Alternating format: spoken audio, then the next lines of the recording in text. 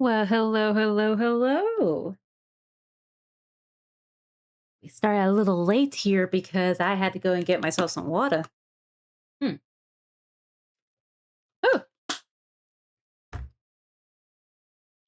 Oh, it feels kind of awkward to be back, to be honest. Back to streaming, that is. It's been a hot minute. I hope everybody's doing well. I'm not.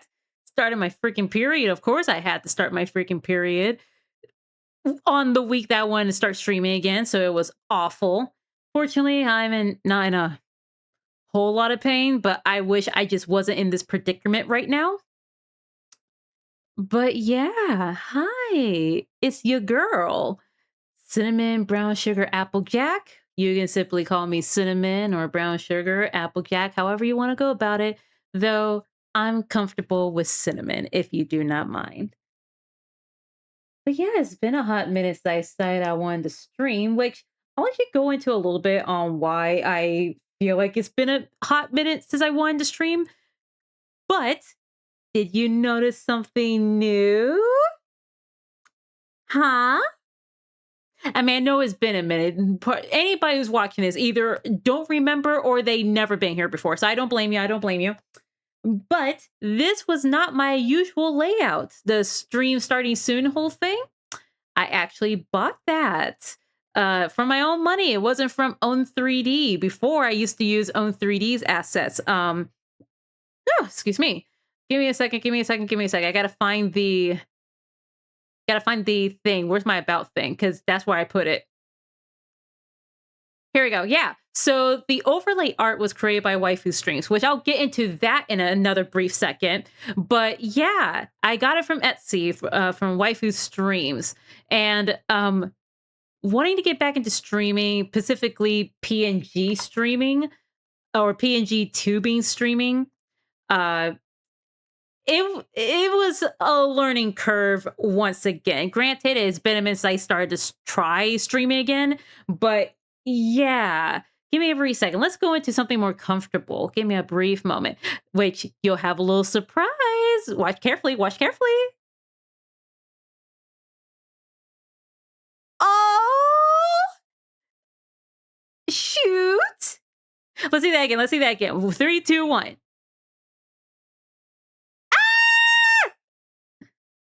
Oh, I love it. I still very much love it. I'm so in love with that stinger. That was also created by Waifu Streams. I love it. Do you know how hard it is to try and find an overlay with the aesthetic that you want? So many other aesthetics are always so clean and professional. It's kind of on the same level as you remember how unique McDonald's restaurants used to be?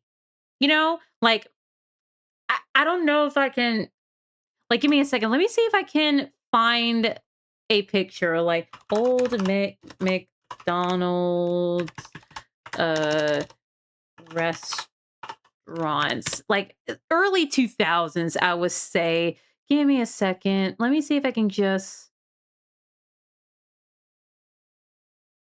yeah, this. In fact, I'll probably go into oh my gosh, I keep pressing the wrong thing. But that will be a thing we'll get into in a moment. But like uh let me see. Let's go into the other room. Give me a second. Here we go, which is this is the other room. Boop, here I am. And give me a brief moment because I just want to share my browser real quick, and then I'm just going to leave it uh, browser view just because. Give me a second. Let me see. Will it just let me? I haven't tried this before. I never tried this type of because I typically only just show the gameplay that I'm using. 1920 by 1080. Let me see if it'll let me do it. If not, I might have to do a display thing. I made it work. Oh, I made it work. Yippee. Yippee. Yippee. Give me a second. Here we go. Let's make this just a little bit smaller. Like this. This is what I'm talking about. Where like they had that you know, that McDonald's feel where it was unique. It had this little like fry. Oh, Stephanie! Oh, hello! So happy to see you. Sorry if I just kind of got a little loud there. Just happy to see you there. Hopefully you're doing fine. Um, but what I was trying to explain is when trying to find a stream overlay, oh my gosh, it's so hard to try and find a overlay that fits your aesthetic because everything, it like, you know how the old McDonald's restaurants used to look like, it's all that brick and whatnot. And give me a second, let me try and make this a little bigger. Like all the brick and the French fries here and the red looking like tiles for the box of the Happy Meal and even the logo, like how comfortable, housey, and unique it was. But then you look at current, restaurants, but nowadays, and they look like this. Or I see a lot of them really look like that. Like there's no uniqueness aside from the logo. There's no it's all just so uniform, you know? And that's what finding a stream overlay often felt like. Now, granted, of course, if I had the money, I could, of course, commission somebody to make a stream overlay that fits the aesthetic that I really, really wanted. But yeah, like oh my goodness, grammar. Yeah, the new hyper corporate McDonald's is boring as hell. Exactly. And that's how I often felt like with some stream overlays where they felt too uniformed, they felt too uniform. Granted, a lot of them do have certain themes, and it's fine to have a uniform. It's nice to have something like clean, aesthetically pleasing, but it just didn't fit the vibe for my kind of stream. Because as you could tell, I'm a cat girl, a black cat girl, mind you, and as you could tell, there's a bunch of oh my, you know what? I'm just realizing I forgot to change the font for the chat box. Dang it. That will be something for another time. But I have a lot of stars and moon motifs and whatnot. And even with my starting soon page, you can kind of tell that is very cozy, very the little cat sleeping, the little octopus plushie sleeping, which is even funny because my sister actually has something like that. This little stress indicator or emotion indicator octopuses where you turn it inside out is one emotion and you turn it inside in is another emotion. My sister actually has that sitting on her desk. So cute.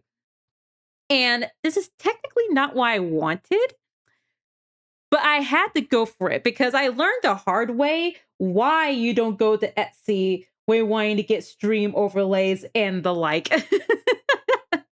So let's go back for a brief second. Let's have a proper chat here.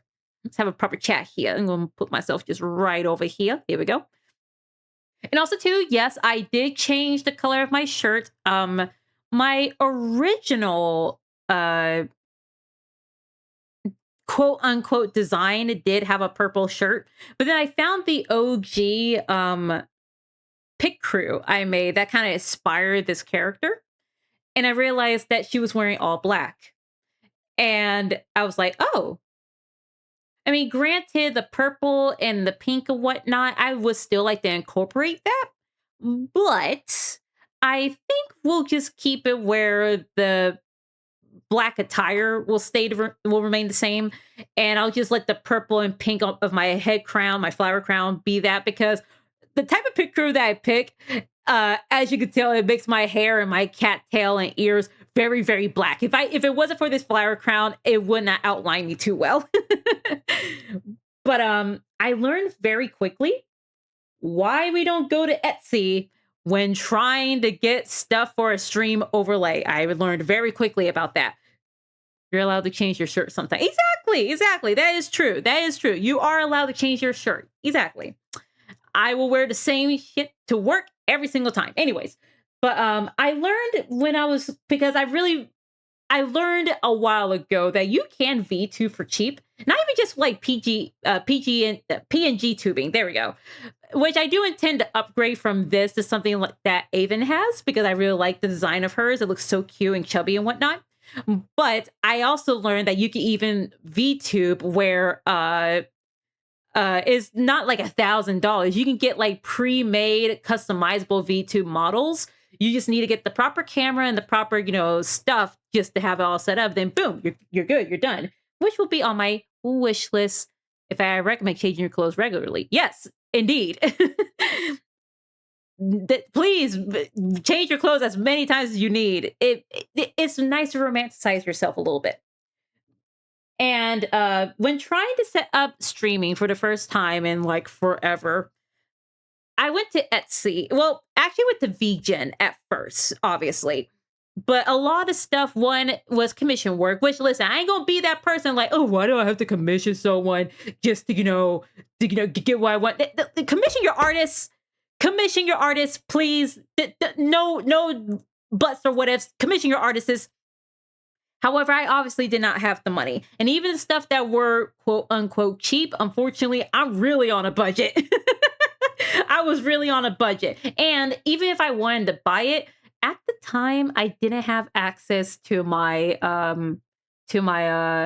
PayPal for the longest time. It wasn't until a few days ago where I don't know what happened at PayPal where I was finally able to log into my account. Oh my goodness. Oh my goodness. I was not able to log into my own account for the longest time. And finally I was able to do so. And so so I could have got something on VGen, but unfortunately, that's neither here nor there. So I went to Etsy because I found a few things that you get for $1 there. That because they were on a sale, and I found one, and I'm still mad about this. I actually posted about this on my Blue Sky, which if you want to bother with that's there for you to look into if you want to see my whole rant about it. But like, give me a brief moment. Actually, let's go into the other chat real quick. Go to the other chat just real quick. Okay, so there's this, and then there's hopefully it's showing it properly. It's not. Give me a second. Let me see if I can.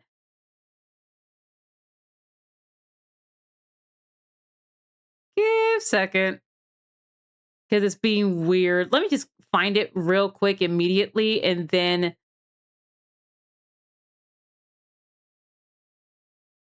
let me see. Purchases.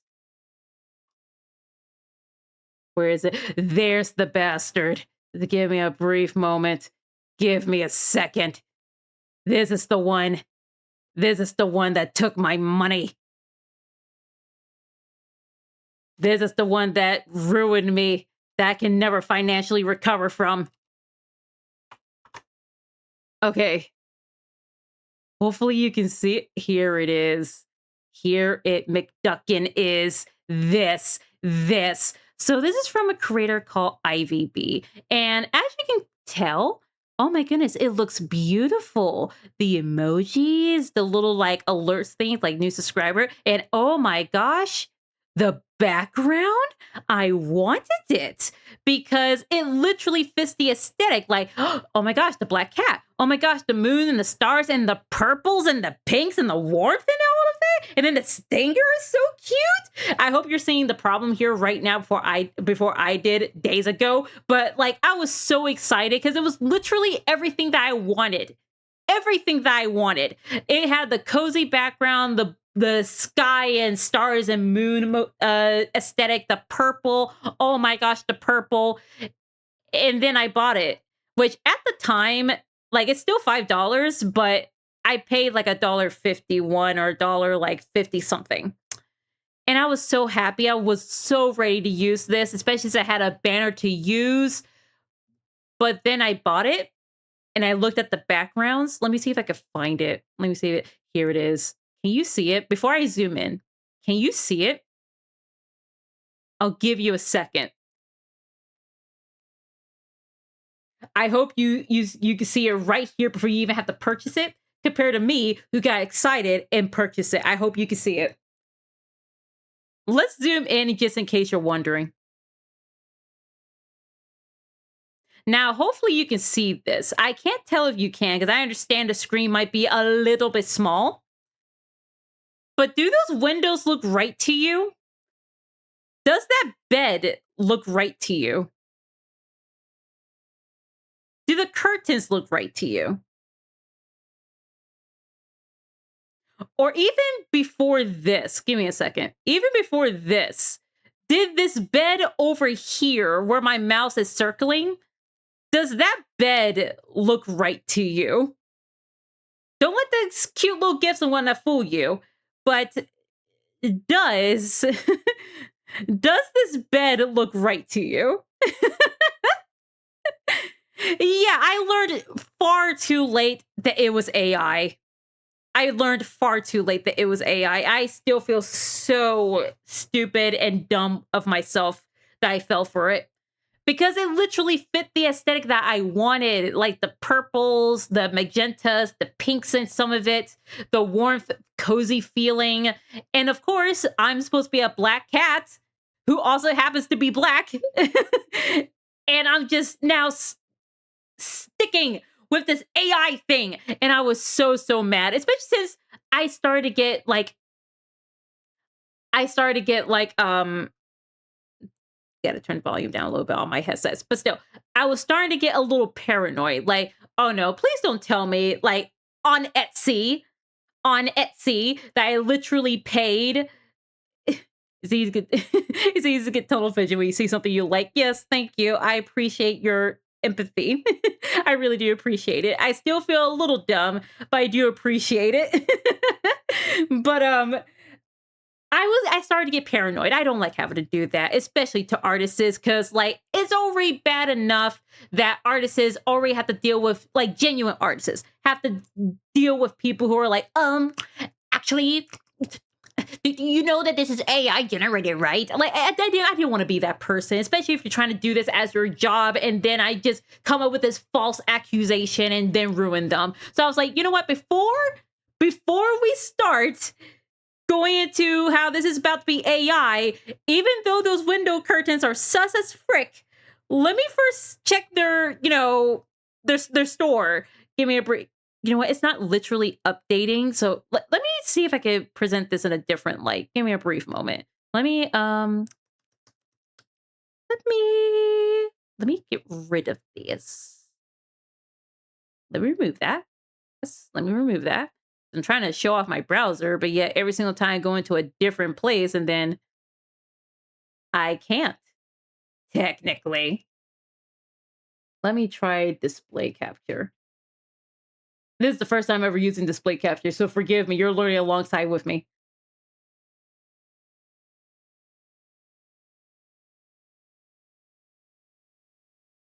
Okay, there we go. That will be a bit easier. Okay, there we go. So let's lower this real quick. There you go. It's trying to snap. It keeps snapping. Anyways, here we go. Okay. So I decided, because once again, I didn't want to be that person who's like, oh, this person is using generative AI for their art and trying to sell it for $1, or could have been $5 if it wasn't for the sale, as you could definitely see. So I was like, before we do all of that and make a scene and make a fuss, let's just see. Let's just see if this is actually a genuine artist. Something that I should have done before purchasing this for $1. So I went to their store page and they have 35 products. I'll get into why that's an issue in a second. Oh my gosh, Nate! Hi! Hi! Happy to have you here. I'm going over the mess up that I did to give a little bit of context. So I purchased this pack right here that you see my mouse on. I purchased this pack because it was genuinely my my aesthetic for my streams. Because as you can tell, my VTube persona is a black cat, black girl, and I have a lot of stars and moons and whatnot motif with all of it, and I wanted something like that. And at first I saw this, I was like, oh my gosh, it's literally everything that I wanted. It's all cozy, it has all the purples and whatnot, it's all cute. It has the black cat, it has everything, because every other like overlay with a background and starting soon and stuff like that didn't have that. But then I purchased it. And I'm not going to do the whole long pause I did earlier, but I realized there was something wrong. I realized there was something wrong. The windows, to kind of give a hint. How about that bed right there? Like that bed? Or even before that, what about this other bed? Give me a second. What about this bed right over here? Yeah, I learned very too late that this is actually AI generated. But before I even got to that conclusion, at first I was like, you know what? Let me, what I should have done earlier, check the web page. Because, like I mentioned earlier, I don't want to just assume it was generated AI, even though the evidence say otherwise. Even though the evidence says otherwise, I still wanted to be, do my due diligence and go, maybe somehow, some way, that was just a mess up, which I'll get into that a little later too. But maybe this is just a genuine artist, and I don't want to accidentally, mess up their whole thing because I decided to go, oh, they're AI generated, you shouldn't support them, and then I mess up their whole business. Okay, like it's already hard enough for genuine artists to try to get themselves out there with this whole AI crap and people, claiming their work to be AI. So I decided to go on here and. One, they have 35 products. Once again, we'll get back to that in a second. And I was literally looking through all of their stuff, going, okay, like all of this cannot be AI generated, right? But the more I looked at it, like, give me a brief second. As cute as this is, it's really cute. Do you feel like that there's something just, I don't know, something kind of wrong with it? You know, even though it looks made to perfection, even though it looks professional, don't you feel like that it just a little too perfect? You know, don't need false alarms. Totally understand that. But if they don't label the art as AI generated, thousands of years of curses, yes. And also, too, like once again, it looks professional. But then I started to notice that some of the emojis were kind of like samey, so to speak. Like some of the emojis were, some of them were just too similar to one another, kind of copy and pasted. But then I figured, well, look at this. They got 905 sales. That's awesome. I mean, granted, you can make that argument of, well, they're giving all of this up for $1, which, for a professionally done starting soon, ending soon, etc. screen, a stinger, a emojis and whatnot. That should have been a sus thing, because even if someone was giving up this package for you, the lowest I've seen genuine creators trying to do like this whole thing where they give you emojis to go, starting screen and whatnot to go, they typically would at least at the minimum ask you to pay like $5 at the $5 at the lowest, because typically stuff like this is like $13 to $20. And also too, I figured, well, if you got 905 sales and you only been here for 3 months on Etsy and you already got raving reviews, you should have a following, right? Like I should be able to go into this about page, which I will press on in just a second. I should be able to go into your about page and, find your Twitter. I'm not calling it X. I should be able to find your Twitter, or I should be able to find like your Instagram or something like that. Some place where you made yourself a following. You should have a portfolio, because how is it that you have 905 sales within 3 months being on Etsy? Now listen, I ain't saying that cannot happen, especially with such a competitive price. But how will you get 905 sales and only be on here for like barely a year? So of course I press this and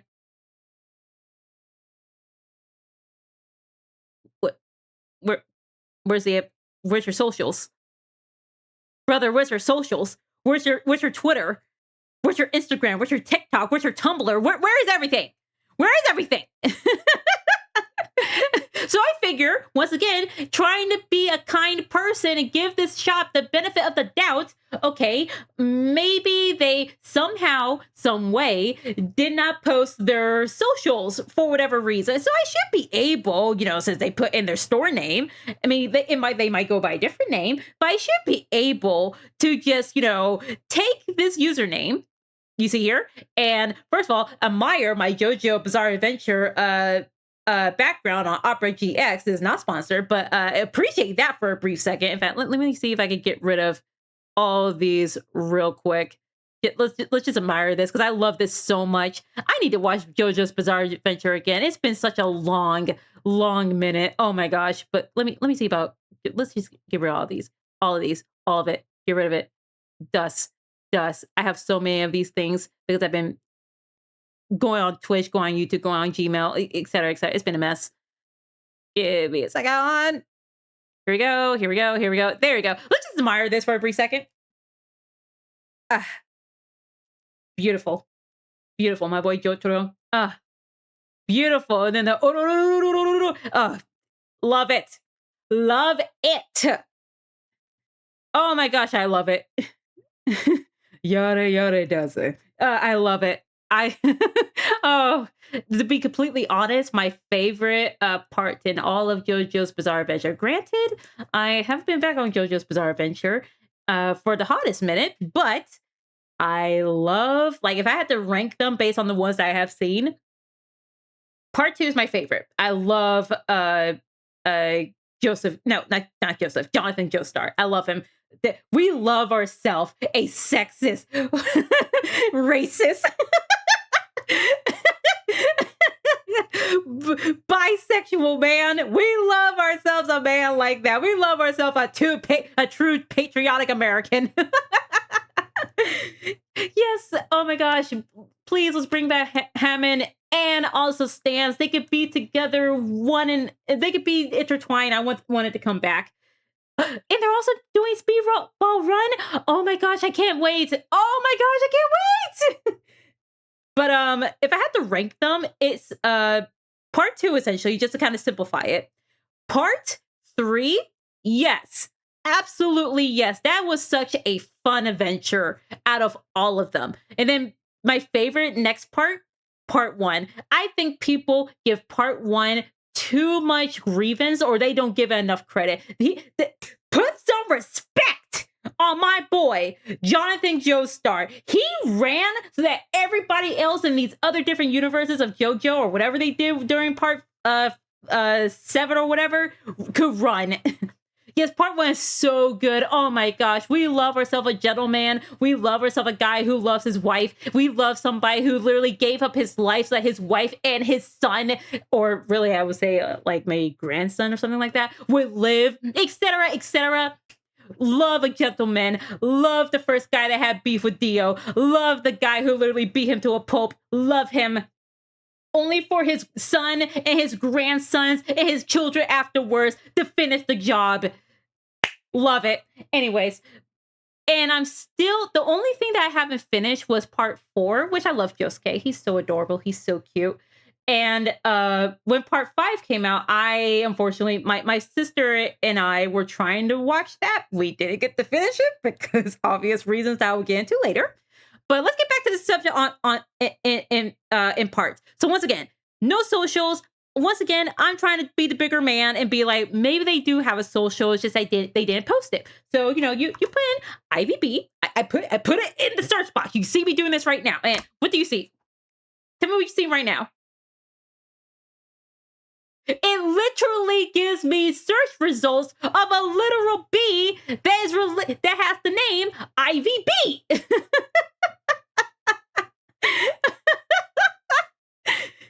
And at first I was like, okay, maybe it's just a Google thing where, I mean, I can't imagine the spelling IVIY and then BEE and not pulling up any kind of socials, because that would at least show up a handle. But still, I decided to give it the benefit of the doubt and go, okay, maybe if I just put in IVB artist, artiste. And while it does produce some results, it is not to the same level of quality or on the same level of art style as these. Give me a second. As these all the way up here. Like nowhere close. None of them indicating the same. Like this one clearly shows that they're into digital drawing, painting, 3D and whatnot. And all power to this person, first of all. I didn't check them out because I don't use Instagram really. And they probably have their stuff privated like most sensible people should. But is nothing like what I see here. And once again, if you don't have socials, like no way for me to pull up your Twitter or your Instagram or even a Tumblr, heck, even a like I don't freaking know, a AOL page. That's showing my age right there. But if I can't find that, then brother, also let me turn my microphone mic down just a little bit, just for a brief second. Then brother, if I can't find your socials, how do you have 905 sales in 3 months without ever promoting yourself? There's no way to find you. No way. There's no way to find you. So of course, like I'm not going to go any further about this, but as you could tell, this is AI.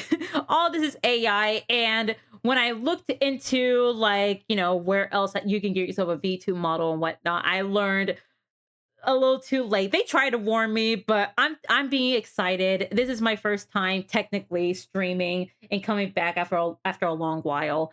I kind of learned that Etsy is not the best place really if you're looking for streaming related stuff.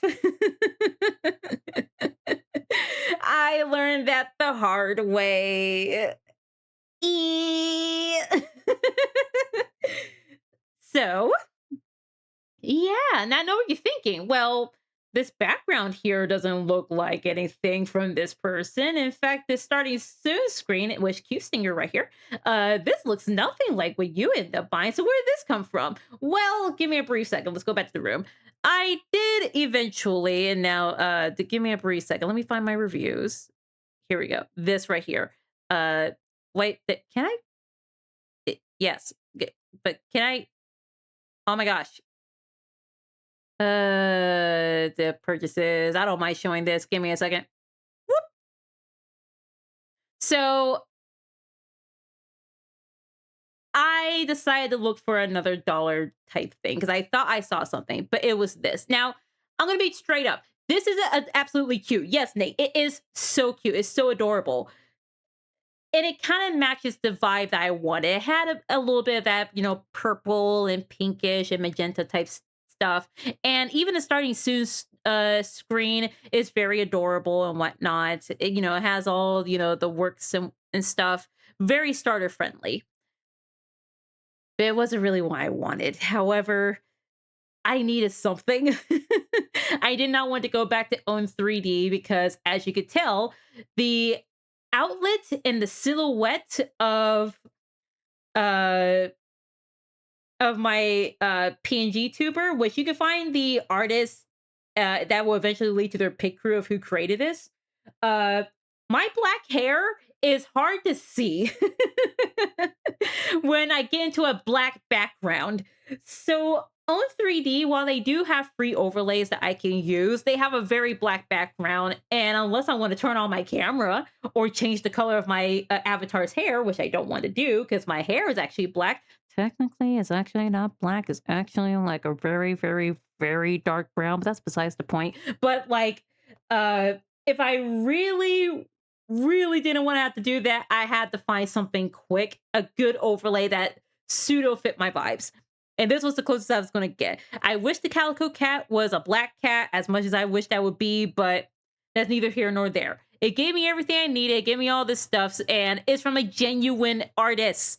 When I looked up their stuff, granted, they haven't posted in a brief while, like anything new, but it's all authentic. It all looks, hand drawn. You can look at their about. They have something to say about themselves. They posted their Instagram, etc., etc. So like, I am of the opinion now. If I find out this is like AI generated, I'm gonna cry. I'm gonna cream. Okay, I'm gonna punch my screen.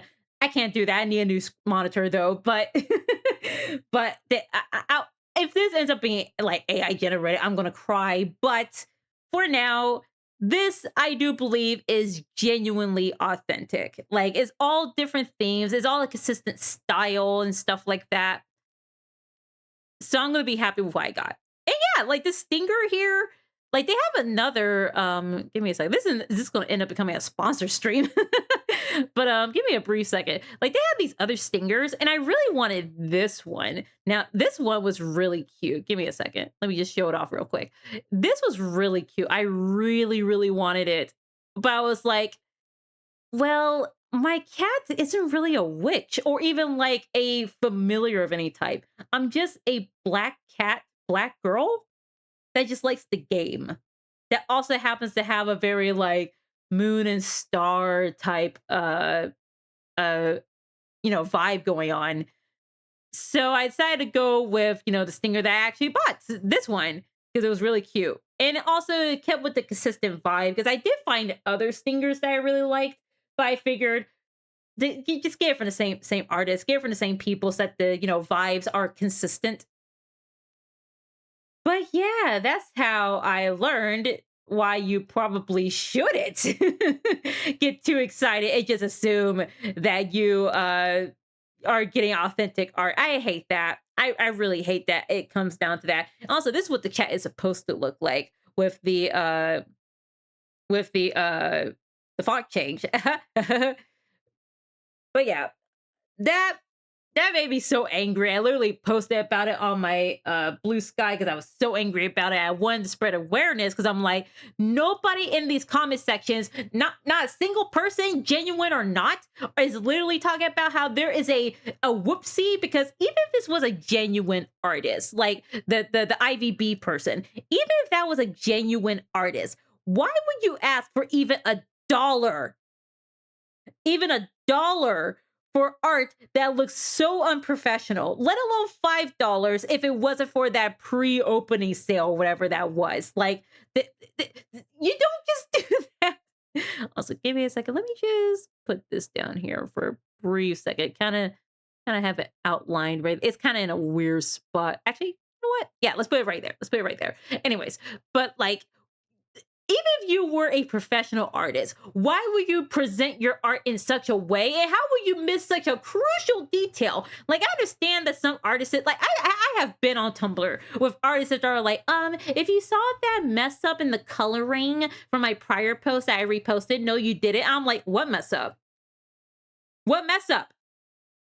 What messed up? I didn't see that there was anything messed up with the art. What do you mean? But that's because that was the artist's eye, and they saw something so minor, so insignificant in my eyes that they literally terminated the prior post and re-uploaded it with the correction that I did not see the first time. That's what genuine artists do. That's what genuine artists do with their own work for something that someone like me would have never noticed. So to see something so blatantly incorrect, so like incorrectly positioned and drawn, I'm like, how could you have missed that? Exactly. If you saw the one phantom pixel in my art, no, you did it. Yeah, I did it. But yet they still would go out of their way to fix that small minor mistake and re-upload it as correct art. And I'm like, I applaud you for that, for seeing that, because I would have never saw it. But once again, I can't imagine a genuine artist looking at that window that I showed earlier and going, oh yeah, this is good enough for like $5 with a pre-opening sale of $1. Oh my goodness. Let me take some water. Let's actually take a water break real quick.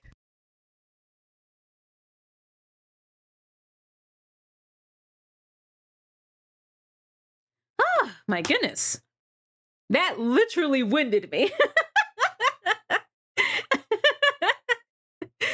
Oh my gosh. But there's one other thing that I also want to come clean about. Actually, there's a few things that I want to come clean about.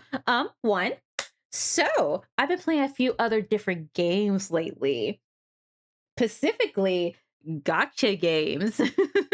Now, despite the popular belief about it, like, listen, there are ways to play gotcha games without shelling your whole life away over it. Okay, there is a way. There is a way. If there is a will, there is a way. And give me a brief second because I'm trying to. Here we go. Let me because my voice is too high and this is a little sensitive. So let me put it. Actually, no. Let's put it at here. There we go. Anyways, Goodness. So, the few gotcha games now, I'm not playing like every single gotcha game that's out there, obviously, but the few that I've been playing so much recently is Arknight Infields, obviously. Some would say, of course, obviously, you're playing Arknight's Infield. It just came out. Well, yeah, that's exactly why I'm playing it. Because it just came out. And so they're giving stuff away. And I was able to finally get my boy, Pog, if you know, you know. So Arknight's Infield, I've been having a lot of fun with it. I finally, like since I think last night, I think, beat one boss that I just couldn't get through. I'm at like it was like the mm, oh my gosh, what is it? I can't remember what it's called, but it's the one that looks like a statuette woman with like no, 6 arms. That one. If you don't know, you'll know when you look up the game or whatever. But that's one game that I'm playing like kind of on and off. Right now, I'm currently in the kind of just logging in and getting my dailies in phase at the moment. Though I am trying to like get some side quests done so that, when they come out with somebody that I actually care about, I'll actually have the special currency to pull them.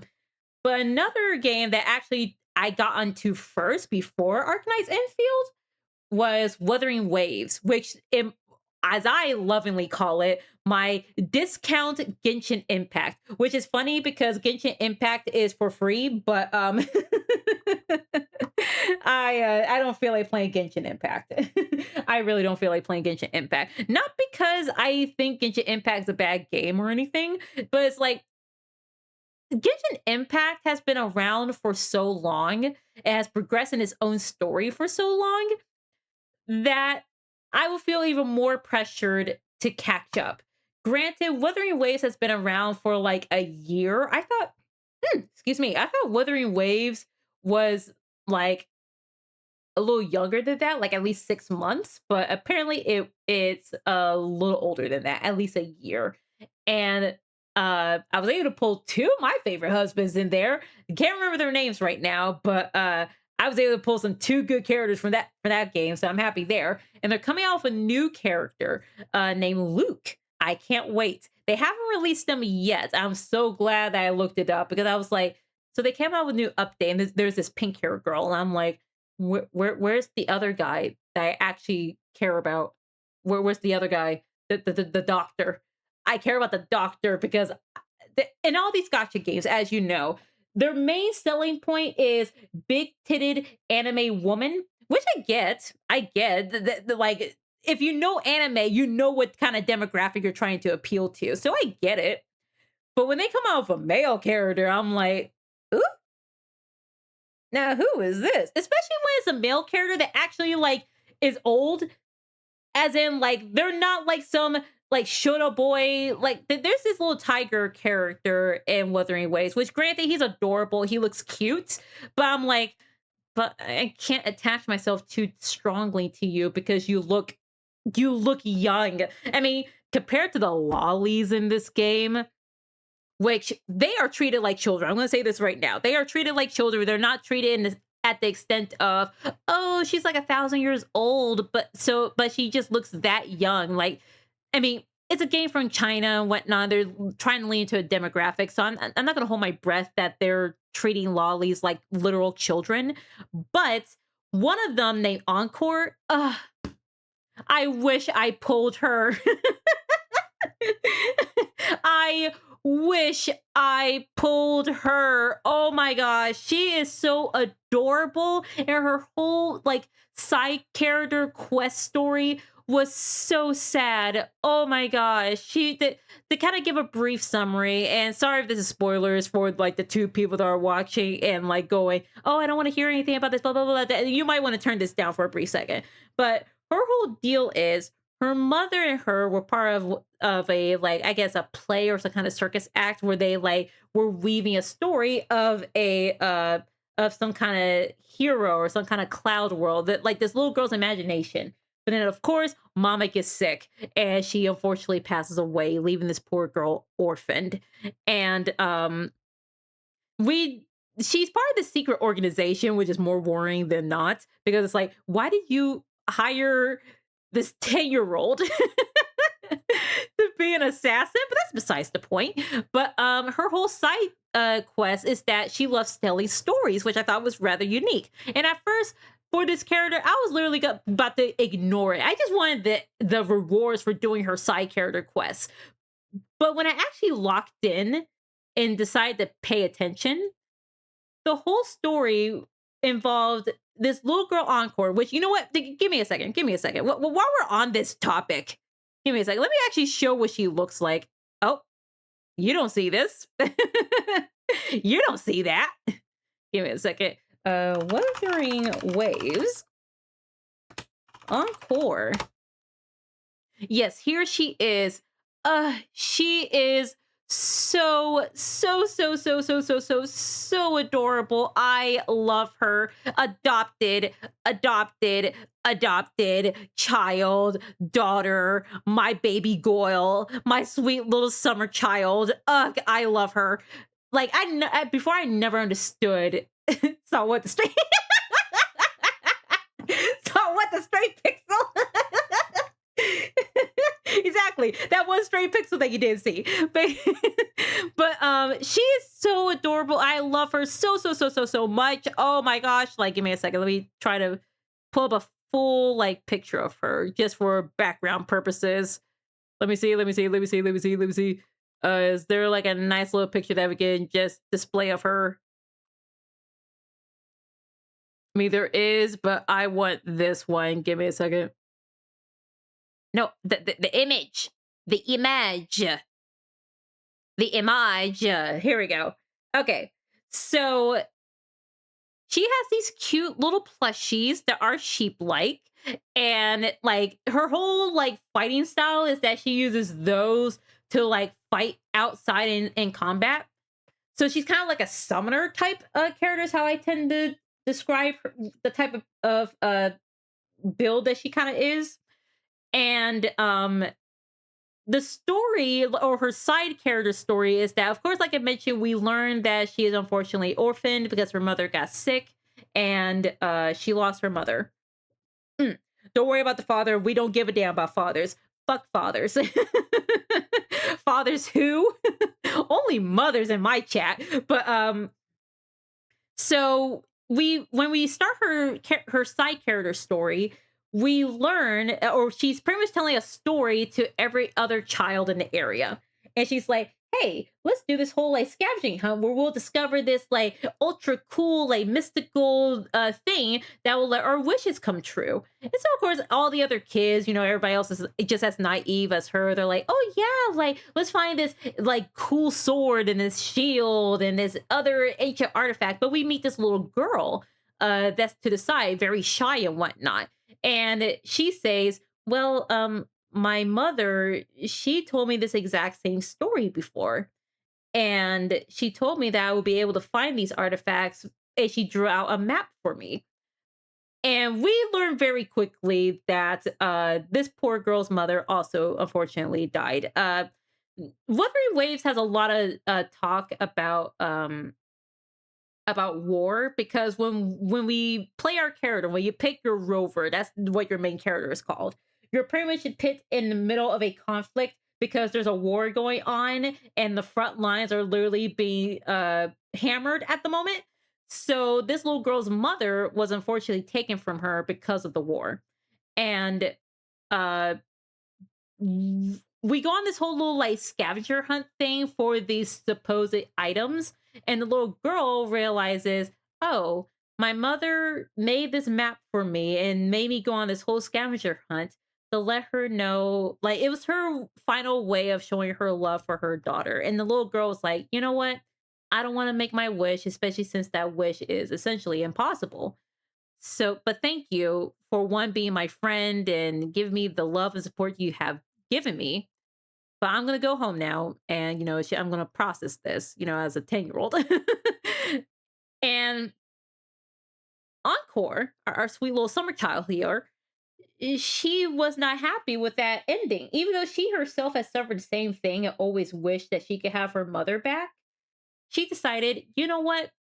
Let's make a better ending for all of this. So we go through a whole like I there's a whole sequence. I don't know how to explain it. You'll have to watch it on YouTube, I presume, because I'm certain somebody has posted this before.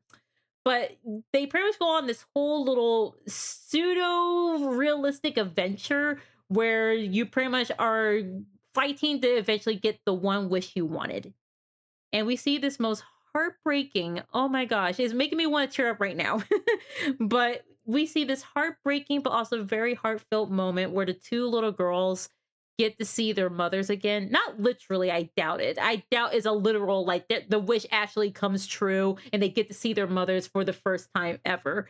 But it's more so a manifestation of their desire to let their mothers know how much they've grown, how much all that they experience, and be able to tell them all about it. And the little side character girl, she gets to have that, or at least gets to believe she had that, so to say, because it's very ambiguous, and obviously it's supposed to be a metaphor of them finding their own closure. But then encore, a little encore, she got to see her own mother again in this pseudo realm of fantasy and got the chance to, once again come to peace herself of her mother's death and be able to move on is how I kind of interpret it. I like they do show a well done, first of all, very well done cutscene of the girls being reunited with their mothers. But I think that's more so it's not literally them being with their mothers, but more so I see that as them learning to move on themselves, even as young girls and young children, and not only accept that their mothers are gone, but also understand that they have grown and all that they wish they could tell their parents or their parents. It was so heartbreaking because once again, I really did not care about this character, especially since she's such a lolly character. So I feared the worst, especially since she started calling you, Oni-chan and stuff like that. I was like, oh no, the bad reputation that these games and this whole concept had. I was literally just only here just to get the rewards and be done with it. But when I actually locked in and decided to listen and hear this story out, I was like, oh my gosh, this is so heartbreaking. This is so cute. She's so adorable. I wish I could pull her. I think I can, because in the standard banner is what they would call it, where you can just pull characters whenever and potentially get a permanent like 6-star or whatnot that's in the game. Like it's not a limited time character. I think you can genuinely pull Encore. And I hope I will be able to do so one day because I love her. She is my favorite female character thus far. Like there are other characters that I like more than her, obviously. Like I love her because she's so daughter coded. Like she is now like genuinely my little Goyle. I love her and she's so adorable. I deserve to be called her Nissan. Which if you're wondering why I'm calling my putting punting the first anime character calling me Oni-chan. But pretty much when she called me her big brother, that's because I chose the male presenting rover character, because heaven forbid I play a female character. But the one character that I actually like, let me see if I can remember her name. Let me see if I can remember her name. Actually, you know what? Let's stop bullshitting. Characters. Her right here. I wish I could remember her name though. Let me see. Yang Yang! Yes, Yang Yang! Give me a second. Yang Yang. Or as I sometimes finally like to call her, Gang Gang. Anyways, I love her. Even though she is like basic of the base, I still love her. I love like the feathery style in her hair, because you kind of can't really see it too well here, but in the back of her head, I think you can kind of see here. But her hair is kind of like feathered like, and her abilities. Uh, Sometimes you can see that she kind of carries a feather with her. She is so cool. I love her. She is so adorable. Even though she's not my definite waifu, she is my Goyle. She will be there. She will always be in the roster. I love her so much. So much. She is so adorable. She's so caring, so loving. There's another character as well. Uh, let Let me see if I can remember her name. I might have to go back. Give me a second. I might have to go back because very Chinese their names, so I kind of have a hard time remembering them. And my apologies for that for those that decided to watch the VOD and be like, "Oh my gosh, how could you?" Sorry, American. But I think I can. I think I kind of see her name. By. Mm, is it Bashi? Is it? Yes, it is. Her. Actually, this is genuinely my sister's favorite character, which I only like her because she's currently my only valid healer. The meta healer that a lot of people say is in the game is Wanalali, and I did end up pulling her, not by choice. Obviously, gotcha games you don't really have a choice on who you pull, but I still use her because listen, she gets the job done. I'll say that much. She gets the job done. I ain't mad. And as a grown woman. And honestly, I like her style. She's so, mother. Love her. I hate her. I hate her for no other reason other than I just can't match her energy. I'm sorry. So her energy is too high for me. The other two, they're soft. They're not really meek, but they're quiet, so to speak. I know that sounds bad, but it's a little bit easier to get with them compared to her, who's like kind of the rowdy little sister type character, which, she's fun to play, but she ain't really my type. Now, but Hyeon. Jiyeon! Oh my goodness! The second I saw his cutscene, I was like, who is this daddy right here? Who is this man and how can I pull him? I need him carnally. I need him spiritually. I need him now. Oh my gosh, I love him. We love ourselves a general that can summon a dragon. It was literally picked by a dragon. Oh my gosh, I love him. I love his spear, his whole fight style. Oh my gosh, I love him. I love him. I love him. I love him. So happy I was able to pull him, especially since they gave me the chance to make a character specific choice pull. So that means I got the choice and the opportunity to pull for him. And at first I was so scared because I only had I think a few days of that banner left when I was trying to pull for him. I thought, oh my gosh, I'm not going to be able to pull him. I'm not going to be able to take him home. But then I did. And you know what's funny? The same day that I literally got him was also the same day where, give me a brief second. Let me find the characters real quick. Let me find the characters. It's also the same day where I got, I can't remember. I wish I knew all their names, but unfortunately I don't. Give me a second. Male characters. Let me see. Can you guys please just give me a whole name list? Just a whole name list, if you will. Yeah, the Sephiroth character right here. You can kind of not really see him too well, but him, discount Sephiroth. I got him on the same day. I love him as well. He's fun to play as well. And also too, that same day I got Pog, which, you know what? While we're here, if we're gonna be here, let me. Give me a second. I am not too versed in Russian because Arknight Infields. One reason why I am giving a slight care about this game is because they have characters with accents. Now, not to be fetishizing that or anything, but oh my gosh, that's the only reason why I bother with the English dub. Because of course, the Japanese and the Chinese dubs and the Korean dubs, obviously, they do their best job, and it's still pleasing to hear. They still do good voice acting. But the first time I heard someone speak genuine Italian in this game, I was like, oh no, turn the English dub back on. Oh, I need to hear this every single time. That's a whole lot of talent that you will not hear in the Japanese dub or in the Chinese dub or in the Korean dub. At least in the English dub, you can hear that. You can hear them speaking their native language that the character is supposed to be from. So that's why I even bother with the English dub, because typically in games like this, I go with the Chinese dub, I go with the Japanese dub. I rarely ever bother with the English dub, even if it's good. Even if it's good, I rarely bother with it. But here's my boy Pog. I love him. I not only was able to pull him, I was also get his sword. His sword is so cool. Oh my gosh, I love him. I love him. I love him. And there's also give me a second. I don't think I can show it, but especially since I think my desktop audio is off at the moment.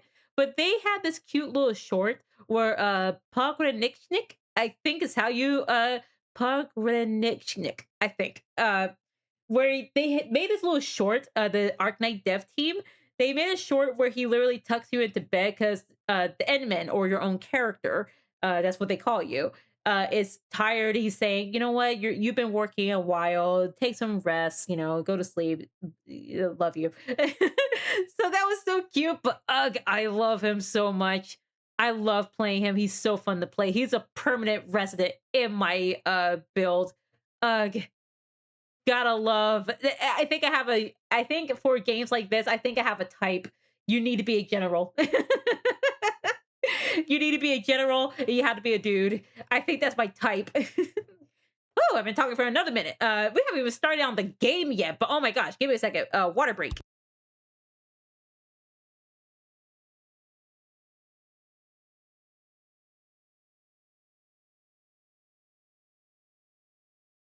Oh goodness. Hopefully you also have your own thing of water or, a little snack with you. Unfortunately, I don't got a snack. I already have my snack a while ago. And by a while ago, I mean yesterday. But hey, never mind about that. One other thing that I also came to a discovery about, which we're gonna go back to, hydrate or dihydrate. Exactly. I'd rather hydrate. Let's not dihydrate tonight. But one thing that I wanted to come a little bit forward with, I mean, it's not really something that is secret.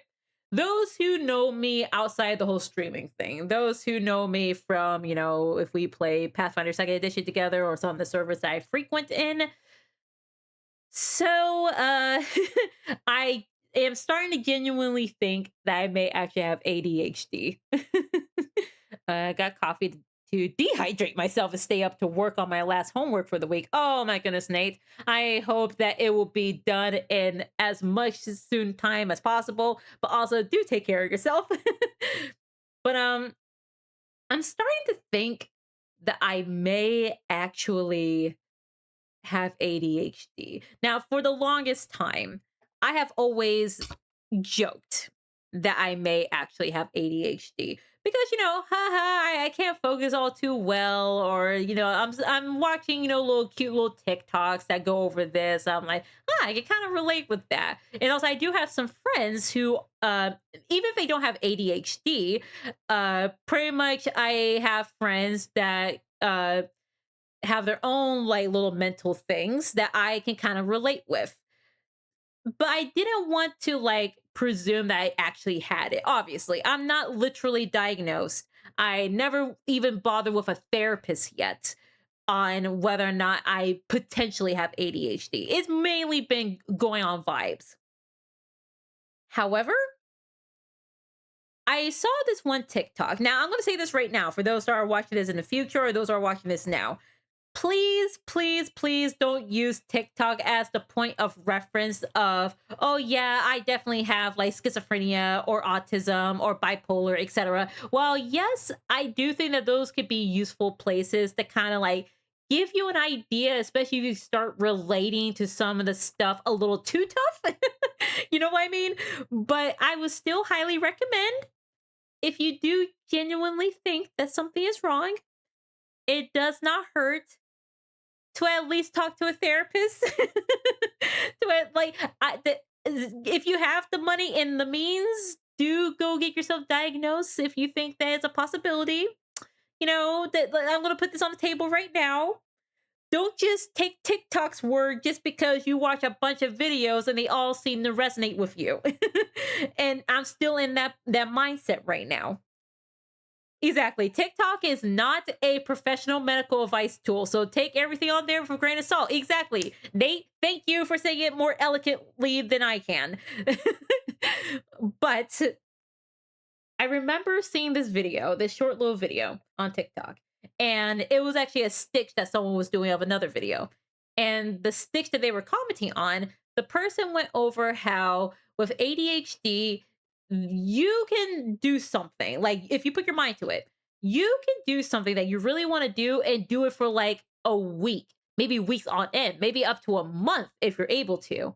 So like for example, if you start let me say writing in my case, or if you start doing art in my sister's case, or if you start like trying to be healthy and going out more and exercising more. You may do that for like a couple of, days, weeks, months if you're able to achieve it. But the second you have a day where you want a break or you decide, I don't feel like doing it today, boom, you can't do it again. You cannot do it again. You can't pick it up. It's gone. That motivation to do it, gone. The desire to want to pick up weights, gone. And the person who decided to stick a stitch of that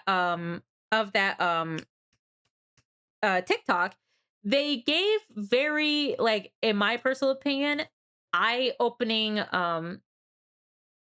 uh commentary on it, pretty much going, yeah, that is something that those with ADHD tend to deal with, where you will pick up a hobby or something that you really want to like get good at, want to learn to do, and you may proceed with it days, weeks, months, a year if you're able to do it. But the second you stop, that is when the motivation and the mindset to want to do it again goes away with it. Like that one day where you say you just want to stay home and not go outside, that's it. That motivation stopped there in the bed, and the moment you decided to think that you didn't want to go outside and lift weights. And this whole thing of like, I don't want to say neurotypical because I honestly hate that word. I don't know why, but I understand why it exists. But those that don't suffer the same symptoms or the same like problems as those that are like neurodivergent, as some would say, pretty much I understand where they're coming from. Where, oh, make a planner or like put on a calendar, or just stay motivated, or keep a consistent schedule. They come from the right place, and maybe for some people, even those who do struggle with mental issues, maybe that has worked for some. It has not worked for me. And many people who have ADHD agree that, yeah, you can't just tell me to just put it on a calendar and I'll just do it, or make an alarm and I'll just do it. Because I won't. Like for some people, I have to be like listening to music. Like for example, the music you're hearing now. Like let's take a moment to drink this in.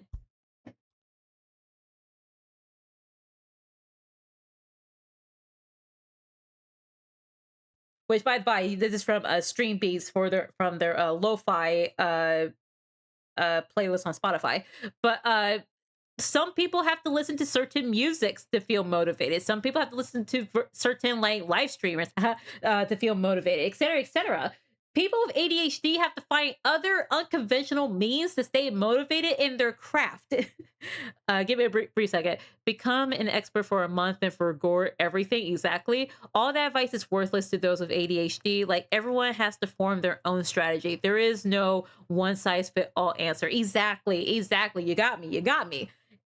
Because like it's not like I didn't try. I mean, granted, from the get go, I never bothered with planners or anything like that. But I did try to like and put myself in a state where I would feel wanting to like write or draw. That a long time ago, I literally bought pencils and a little tiny sketchbook, and even bought a little like cute, easy, like chibi formed art book that I wanted to try. But I just can't motivate myself to draw. In the same way how I'm currently dealing with a massive writer's block, which I don't know how much of it is a writer's block and more so my ADHD is not finally clicking in for me to get interested in writing again. I'm speaking from experience. Exactly. I appreciate that, Nate. I really do. But yeah, that video honestly opened my eyes, and it made me go, it genuinely made me go, Okay, yeah. I think I do genuinely have ADHD. I think I do genuinely have that. And before, the reason why I didn't want to like label myself as such, because obviously I'm not officially diagnosed. Once again, for those who are watching the VOD, no, I am not officially diagnosed. Yes, a lot of my ramblings is from TikTok. And no, I have not even talked with a therapist about this. However, from personal like experience with other friends who like I remember I had a friend before that they have a lot going on with them. But they mentioned how like or how about this to say it this way. It's not so much a fear, but I understand that sometimes you could get misdiagnosed, especially with this whole world and how it is. How I am genuinely black. Like, this isn't just an avatar I have set up. Like, I'm not some white girl for those who think that because I don't sound ghetto. No, I am genuinely a person of color. I'm African American. But I am black and I could potentially have a mental disorder, but I don't want to get misdiagnosed or anything like that. And I just don't want to deal with that, obviously. And also, too, I come from a background where uh the help that I should have gotten, I didn't get. Granted, I just did not have the means. And not because of, my mom just did not like nothing like that. She did the best that she could for me and my sister. I know that much. I love her greatly for what she has done. I would have not been the person I am right now if it wasn't for that and God. However, we were also broke. So even if there was a chance that she assumed that my sister and I were autistic or had ADHD or the combination of both, heaven forbid we had the combination of both. It'd be so disheartening if I learn I have ADHD and autism. That is something I don't know if I can handle right now. But pretty much even if she did want to see if it was a possibility that my sister and I were autistic or had ADHD, the background that we had before, we just did not have the funds, unfortunately. Now we did have the support, like the emotional support. Like I had a bunch of friends, a bunch of family that supported us and did not feel like that we were, outsiders because of how we thought when we were young. Gave me a reason. It's something people don't talk about. ADHD can get worse for some people as they get older. People who could focus decently enough as a kid can end up with attention spans of the modern screen raised child and adult. Yes. Oh my gosh. I'm so glad you mentioned that, Nate. Oh my gosh.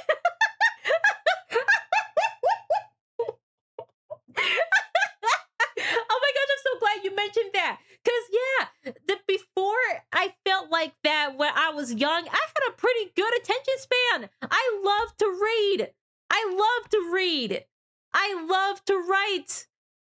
I love doing all of that. But yeah, it felt like that my attention span cannot hold on for a second. The second I'm on that cliff, I I let go. So ADHD is classified as a form of autism. God damn it. Oh no. Oh no. So I do got that dog in me. Oh no. Well, thank you, Nate, for your experience. I really do appreciate you. Oh my goodness. But yeah, like I did have the emotional support. I'll say that. And even though I did not know why I act the way I did when I was younger and stuff like that, like it felt nice to have people that still treated me like a genuine person. Again, speak as someone who has ADHD. Ah, okay, yeah, thank you. And yeah, pretty much I have finally come to terms that I might potentially, because who knows, I could just be a gosh darn idiot. I could just be a plain idiot. But I'm kind of coming to the potential terms that I might actually have ADHD, which when I came to those terms, oh my gosh, the wave of relief that washed over me. I wish I could use my own sister's words because my sister was able to get her therapy herself before I did. Because I guess as I was growing up, I mean, granted, I'm a pretty quiet person and I'm a very reserved person. My sister, I mean, she's in the other room right now. If I were to say this right now, she's probably going to barge in and beat my butt. But she was kind of wilding out, so to speak. She was wilding out when we were young. And so she went to therapy first before I did because I wasn't a wilding out type of child. So she got therapy before I did, and her therapist predicted that she may actually be on the spectrum in terms of autism. And to this day, I still believe that because, yeah, she kind of shows some signs that made me go, "Oh yeah, that's probably the reason why she did all that. That's probably the reason why she acted that way." Yeah, that actually that kind of lines up. but um, but for me, my next step in this journey and kind of at least coming to terms with what's up with me is my job with their their benefits and whatnot. They do allow you to have a free therapist. Like the program is called Lyra that they give you for free for just working at the company. So I pretty much at some point in the future, in the near future, hopefully I am gonna try and schedule a like appointment, and this would kind of be like the line in the sand, so to speak, of me determining is this actually something that's up with me. I can't like genuinely get myself diagnosed. I don't think I can't go through all of that. That's just too much money. And once again, I have my own personal fears about that. But if I can at least get a professional who literally works their entire life to determine, signs of ADHD, autism, et cetera, et cetera. Someone who, put in a lot of work in understanding the human psyche and how to talk someone through it. If I can at least get somebody to like say, yeah, this was like signs of ADHD, then that'll be it. That'll be it. That's all I'll essentially need. Because once again, I can't afford to actually get myself diagnosed. At least I don't think. Maybe there's something out there that will go that I could go to that is inexpensive and be able to give me a accurate diagnosis. But for now, I just want a therapist to tell me, yeah, you kind of woo woo, you kind of silly in the head. Oh my goodness. And I really got to stand up. Oh my goodness. We're going to take a brief little break. We haven't even started the game yet. We're already an hour in. I guess it's just going to have to be something normal that we're doing now. Just a whole hour of chatting. But let's take a break. Let's stretch a little bit. Let's get ourselves something to drink. Let's refill our snacks. Let's take a second to just kind of reel back, and we'll be right back in like a good like 15 or 30 minutes, whatever. We'll be back.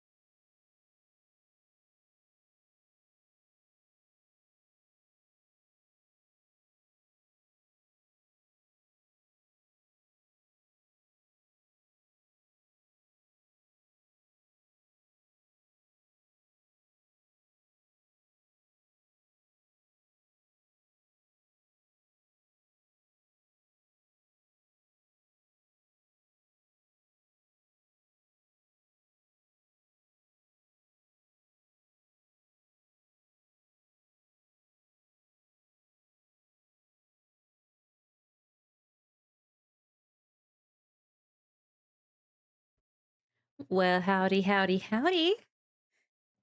Oh, I hope everybody got themselves a refill on some drinks, some snacks, stretched a little bit, caught up with, their loved ones and whatnot. Ugh. Whew. And despite the fact that we were on a rather long break, I still need to get myself some water. Give me a second. Oh,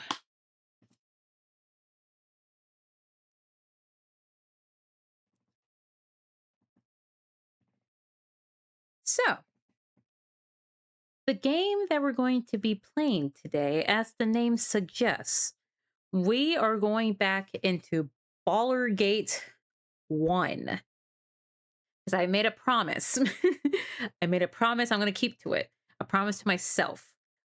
I wanted to start streaming, not because I hope to get monetary gain or anything. I just wanted an excuse to finish my games. I just needed an excuse to finish my games. Give me a brief second. Here we go. There we go. So I am trying to give me a brief second because I think the music's a little too loud. Um, mm,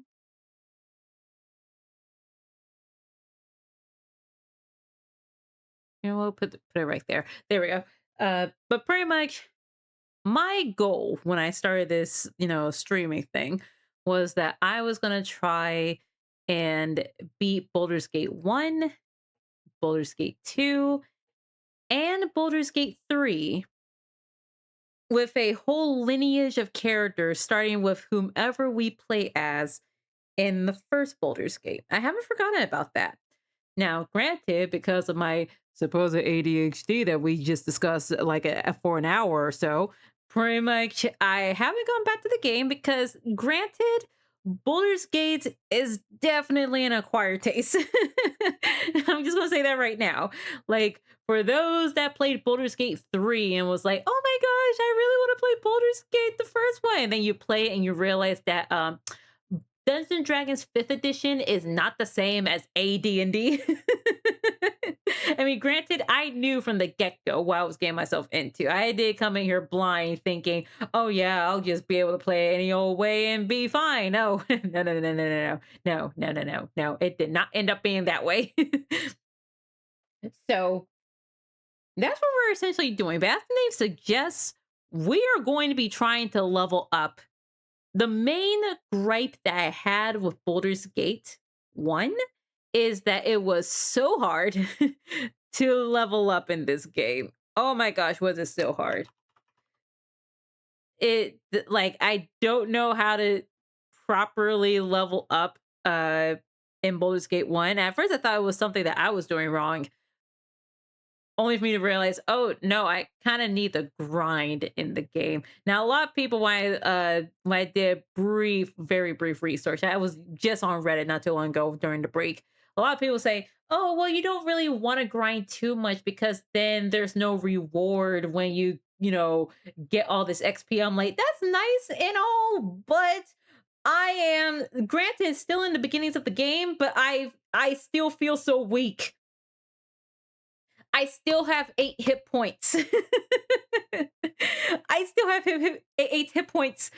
I kind of don't need 8 hit points, especially as a shaman or a shaman, however you want to say it, especially with a wizard in my party. And the only one that's technically our tank is a ranger, a fighter, and a druid fighter hybrid. I honestly cannot wait to play this game again. I hope we will make it where every other Saturday. Yeah, this isn't going to be an everyday stream for me because I feel like I do need a Saturday off. But every other Saturday, we're going to have it where we'll be exclusively trying to play Baldur's Gate, which does mean these streams might be a little long. I'm not going to, discount that because if I'm only going to be playing every other Saturday for one game, That does mean these streams got to be a bit long. So, whoopee to those who are overseas and whatnot and want to, join in on the fun. My apologies for those that live in the States and need to go to bed, but they really want to see my progress in all of this. Seethe and cope. But I do intend on streaming Sundays, which will mainly just be a jack of all trades, whatever it is that we're going to do type of deal. I put down that we might be doing Arc Knight Infield, though granted, because I still very much need to grind for a certain dress and fitting Nikki, we actually might be doing that instead. But that depends. That depends. That depends. That depends. That depends. Now, so give me a brief second because I'm trying to make sure that this thing. Let me lower my because I'm using a video tube mini for my little avatar. I'm trying to make sure they can actually find my voice. Here we are. So let's go to the gaming room. Which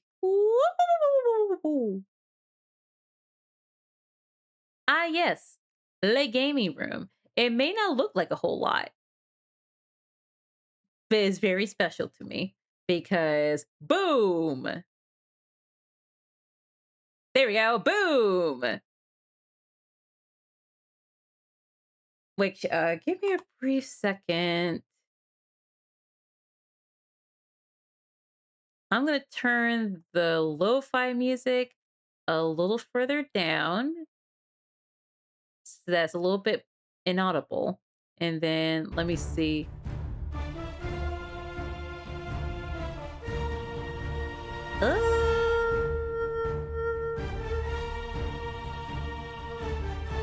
Actually, give me a second. Let me try muting the lo-fi music. Those that are watching the stream, please tell me, is the music too loud or not?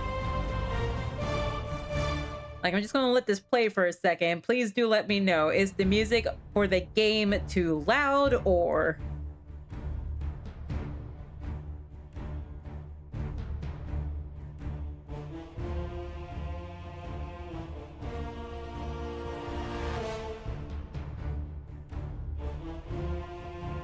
Granted, let me also check here. Sound.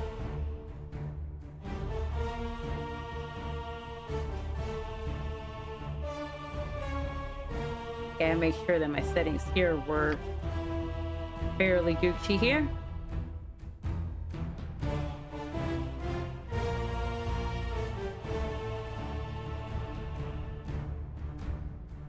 Oh, goodness. But yeah, we are going to be playing Baldur of the Gates, which, listen, if nobody's saying that the music that sounds too loud, then I'm just going to take y'all's war silence for it. So, no, load the game. Load the game. We are not starting all over. Oh my god.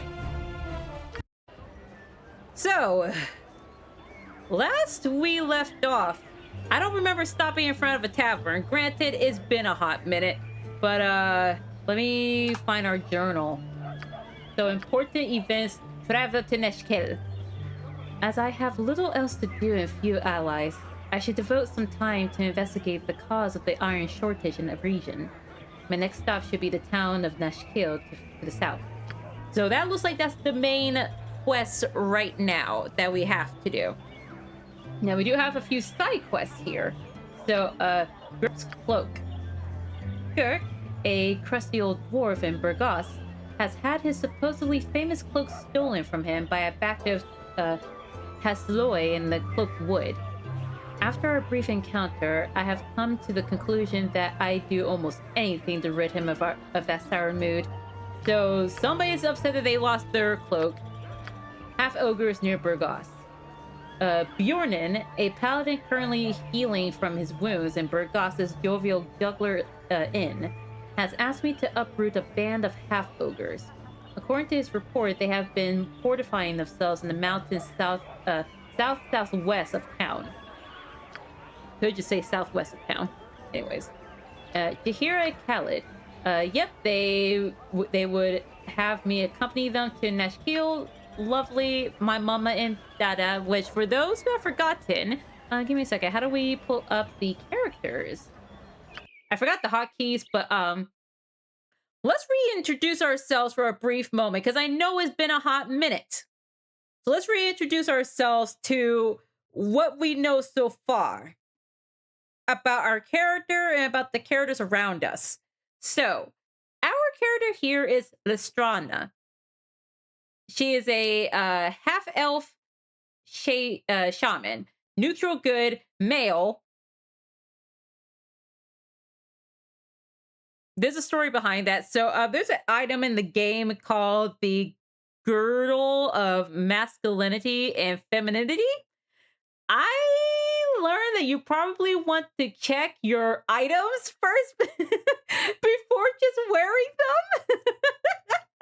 I think when I first got this item, I think I was let me think. I think I fought like not a troll, it was definitely not a troll, a ogre. I think I fought an ogre and some few little like side enemies. I looted him, saw that he had this cool looking belt, wore it. I'm a dude now. So for right now, you may call Lestrana Lestrana, or you can call them Lestran. Is just drop the A. So Lestrana, or also known as Lestran for now. She slash he slash they them.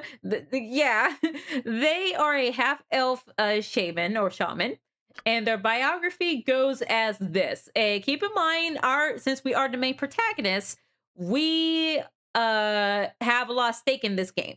So this is actually rather important. So pay attention. Let's pay attention, everybody. As a child, your sightings of invisible creatures and spirits greatly concerned your foster father, Gorion. It was Gorion. Which a little tiny thing here and small little spoiler alert. Gorion, as the biography suggests, is our foster father. He got by the big bad evil guy that you can see in the cutscene when you try pulling up the game for like the 100th time. So yeah, he's currently dead, and we'll get into my roleplay reasons about Lestrana in a second. It was only after the shaman of the Uthgut barbarian tribe from Icewind Dale delivered an ancient scroll to Candlekeep that your ability's true nature became known. He performed the initiation ceremony that was the first step on the spirit path towards becoming a shaman or a shaman. The reason why I keep saying shaman because I have been plagued by my DM.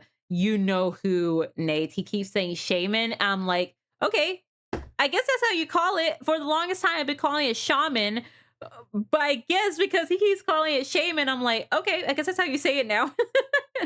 So if I keep going in between that, that's the reason why. You can blame my DM for our Pathfinder game for that. But anyways, you know little of how you came to be a ward of Gorion.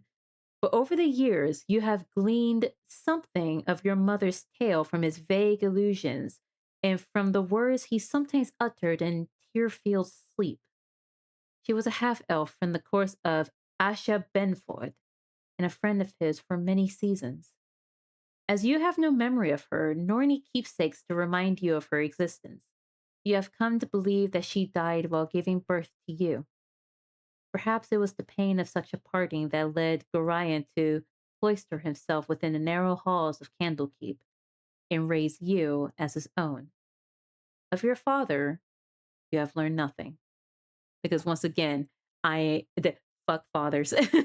Screw fathers. We don't believe in fathers in chat. But yeah, that is our in-game backstory that we are given. So once again, we are a shaman, half elf. Our mother died while giving birth to us. Classic, mother stuff that happens in fantasy. Our father, never heard of him. Our actual father is Gorion, because foster or no foster, we respect the guy or woman who stepped up. And once again, I am a shaman. A shaman forged a divine connection with the natural world, similar to the way druids commune with nature. But shamans are more spiritual than primal. They directly tap into the energies that flow through the earth and air, through plants and animals, and even through the dead, and shape these energies to obey their will. Nowhere is this more evident than in their ability to summon powerful spirits as guardians and defenders. A being of two worlds, shamans value balance over dominance. That's pretty much the whole point of shamans. Unfortunately, in this day and age, you won't find a whole lot of shamans, save for if you actually play Pathfinder Second Edition. They have, or yeah, I think they have came out with the shaman class, which I'm so excited. But yeah, that is our whole thing. Our biggest stat right now is wisdom. All the other stats, like the second highest stat we have is constitution, which we will be upgrading that fairly soon. And then dexterity and charisma, which I think that's mainly just a half elf thing. Now, give me a second. Let me see. I'm just checking to see if there's anything else here. But yeah, so we have been living in Candlekeep, which I really need to play more Pathfinder Second Edition. Oh, you should. I understand it's hard to get a game, but oh my gosh, I love Pathfinder Second Edition. The game that I'm in right now for Pathfinder, that Nate is also in, pretty much we are currently traveling through what I tend to lovingly call Fantasy China, essentially. Pathfinder Second Edition, they have a whole lore book, and there's a place called Qiansha, which is essentially like just China, or like fantasy Asia is what I tend to call it. Like fantasy Japan, fantasy Korea, fantasy India, fantasy China, etc. So we're kind of going through a whole like journey through a lot of the major continents trying to find the Emperor's seal. And our DM is so cool. They pretty much they have a lot of love for uh Chinese and Vietnamese history, probably because wink, wink, nudge, nudge. Could you guess? They actually come for that background. So, of course, they have a lot of love for that kind of culture, a lot of love for the history because, you know, they were raised around that kind of stuff. So, it feels so refreshing, in my personal opinion, to play in a game with somebody that is so passionate about that kind of stuff and implement it into a fantasy realm. Not even so much that they had to make all this stuff up themselves, but it's so refreshing that Paizo, the creators of Pathfinder, that they created a realm where it's supposed to be like, you know, fantasy or orient. I don't know how to say it correctly, but essentially like fantasy Asia is what I tend to call it. But when they made the remastered Pathfinder Second Edition book for Tiansha, they actually genuinely like uh got artists and whatnot from that or like storytellers of that what's what I'm looking for background to actually are you kidding me? Oh my gosh, give me a second. It's probably because I ran the game for so long without actually playing it. Give me a brief second. I gotta pull it back up. Oh my gosh, that's so embarrassing. How dare you?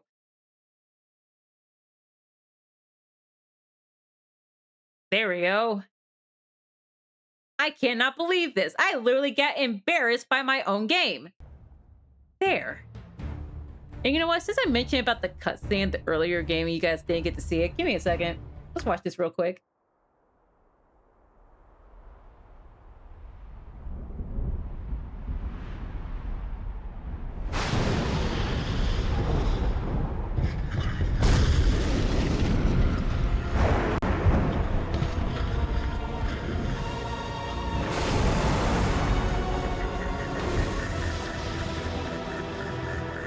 No, you can't. I will be the last, and you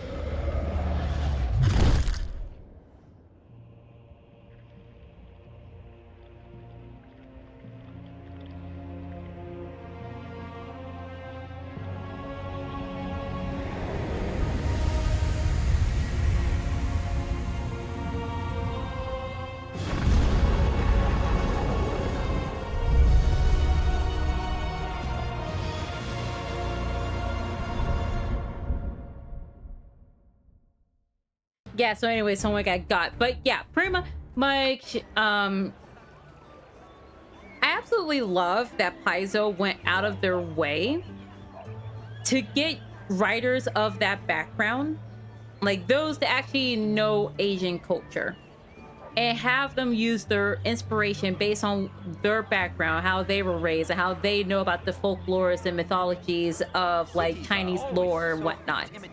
It feels so refreshing to actually, have that kind of background and have it properly implemented into a book instead of, I hate to sound like this, a group of white people just taking what they know from just Chinese literature and whatnot. Granted, coming from a good, genuine place of heart, I want to believe, but their knowledge is just limited to, there's only so much that you can, I don't know how else to explain it, but it's one thing when you lived in the hood. It's another thing when you only know the hood from like movies and TV shows. You know what I mean? I don't know how else to explain it, but yeah. But that's pretty much one part of the thing that we were doing. Oh, it's raining. Let's go inside. Let's go inside, people. Yes. People, let's go inside. Consider it done. Yeah, let's go inside. It's raining. And also, two good vibes.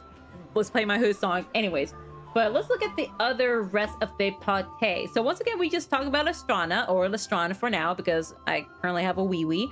But yeah, shaman, half-elf, neutral good.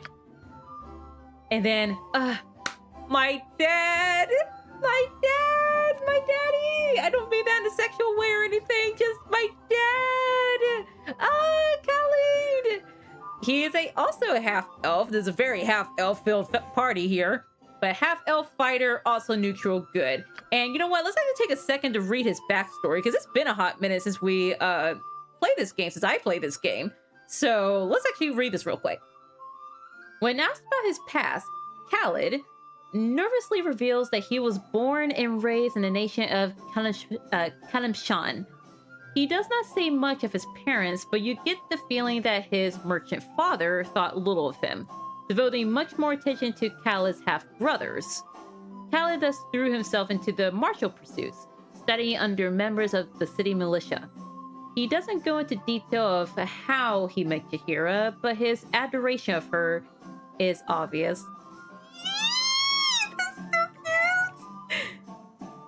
When asked about how he knew Gorion, he will only say that they had long been friends, and that many shared acquaintances will mourn his loss with harp song. Oh, yeah, because during the beginning of the game, Gorion was trying to get specifically me and him out of Candlekeep, which for those that don't already know, Candlekeep. Okay, actually, let me put this on the table first. I don't know a whole lot about the Forgotten Realms lore. I'm just going to say that right now. So for those that actually know about, the Forgotten Realms and the realm of Torel, my apologies if I get some things wrong. But for what I know, Candlekeep is like just a massive library estate, is what I understand it. Like, this is the place where there is just an abundance of lore that also happens to house a lot of people. So that's the best that I got for you. My apologies once again if it's not accurate to what the actual lore is. You may sue me. But yeah, Gorion was trying to help us out, and he was trying to meet up with Khalid and what we will also soon learn more about, Jaheira. But Gorion got apped by the guy at the beginning of the cutscene, so yeah.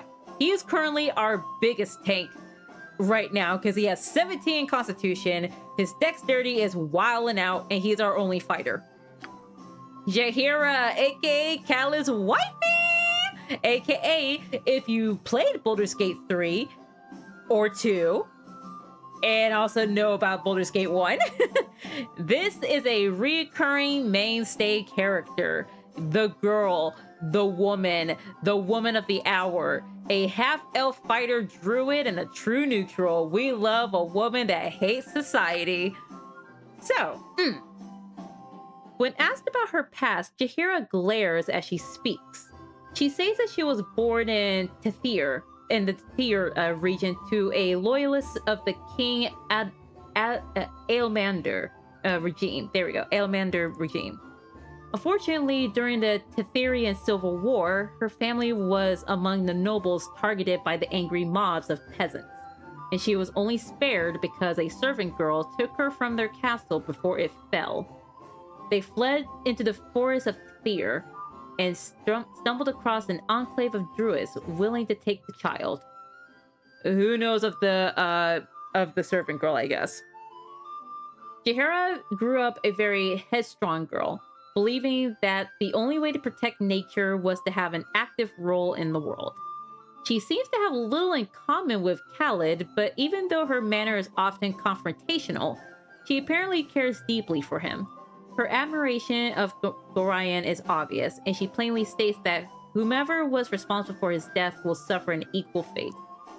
Love her. We love a mom. I love her so much. I love her. I love her. I love her. My mama, my papa, both of them, they have raised me. I am their child now. And then there's this little guy. Oh my gosh. And then there's these two. Oh my gosh. So, a male halfling fighter thief, neutral evil. I hope to get rid of them. But when asked about his past, Montarion openly threatened. Oh my gosh, okay. Openly threatens you with bodily harm. He seems quite dangerous and more than willing to engage in gratuitous violence. It would appear that he cares little for life, including his own. Oh goodness. He works grudgingly with Zar, even though he obviously despised the man. Whoever their employers are, they must be powerful indeed. These two will likely kill each other without a presence over their heads preventing it. Montaron might be willing to discuss the whole matter with you, but you get the feeling that you probably would not wake up the next morning. Thanks. Zar. The only reason why he's still in this party, like Mortarion, I can care less about. But Zar, the only reason why he's still in this party is because my DM for my Pathfinder game loves him. I can't say he loves him, but bro's a clown, and every single time I bring up Baldur's Gate 1, he somehow gets into the conversation. But Zar, a human necromancer or a variant of a wizard, essentially. When asked about his past, Zar has very few coherent things to say. His desire to determine the cause of the iron shortage seems benevolent enough, but his motives remain unclear. His ramblings seem disjointed, but his faculties are obviously in good enough order for him to be adept in magic. He mutters something about how he and his associate, Motarion, are in the employ of a powerful group. But when pressed for details, he gets extremely agitated, does not speak for some time. He is obviously at least partially insane, and the network that would hire him must be dark indeed. And then there's girl, bestie, sister, girlfriend. Oh my gosh. Human thief. Love her. This is your bestie from the beginning of the game. And her name? The one and only Imoen. Imoen. My girl. When asked about her past, Imoen slaps your shoulder playfully. She says that you of all people should know, seeing as how you grew up together.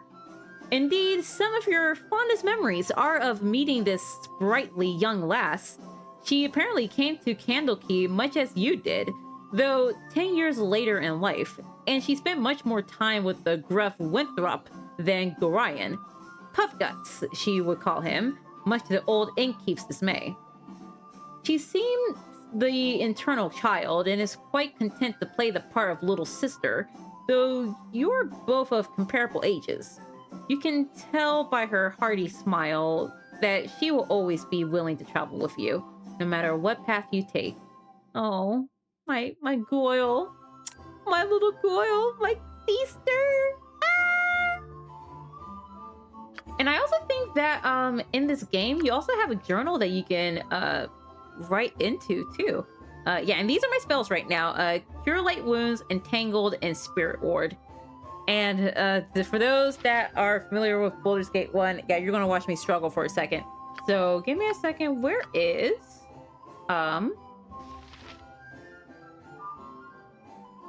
now I know we had a little bit more than this. Oh no. Oh no. Please don't tell me we lost a lot of progress. Please don't. I mean, granted, I just wiped this computer. Oh my gosh. Please do not tell me we lost a lot of progress. Oh my gosh. I just finished up fighting a big boss not too long ago. Oh my gosh. Please don't tell me. Please don't tell me. Please don't tell me. Let's read through some of this. Give me a second. Chapter 1. No. No. No!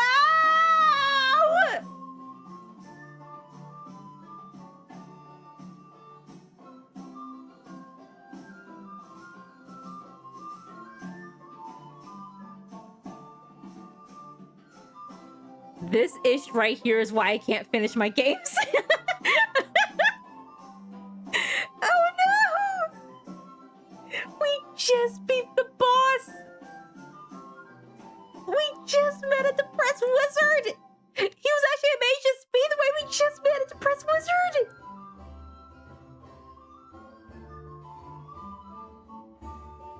Oh no!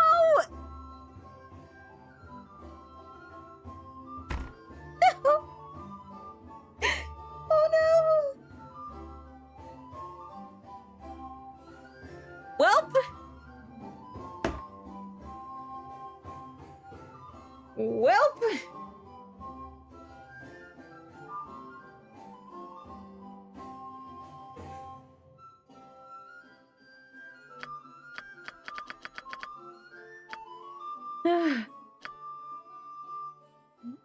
Oh my god. Well, I hate to do this literally on stream in front of everybody. But if I'm gonna lose all that progress anyways, we might as well just start the freak back over. Oh my god. I should have known better because this was not my original setup. I should have known better. This guy was dead. This guy was dead. We just met a wild sorceress. I literally disbanded her from the party. We met a depressed magus.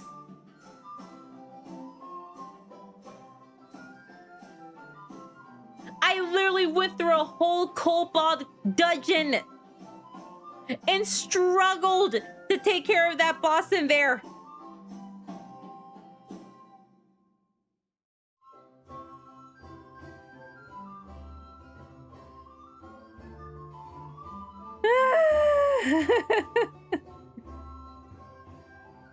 Oh no. Oh no. Well,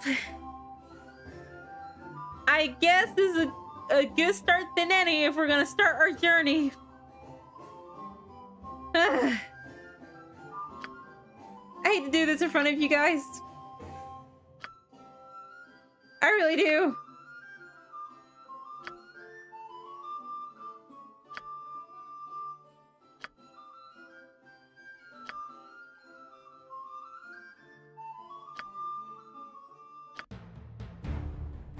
Oh my god.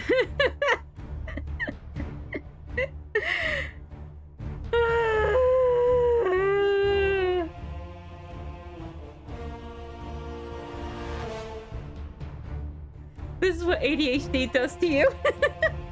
Or actually, granted, this is what wiping your computer does to you in full. Oh my gosh. Oh my gosh. Oh my god, that was so much progress. I don't even know what this multiplayer thing is all about. Anyways. Ah. Ah. Ah. But hey, we new beginnings.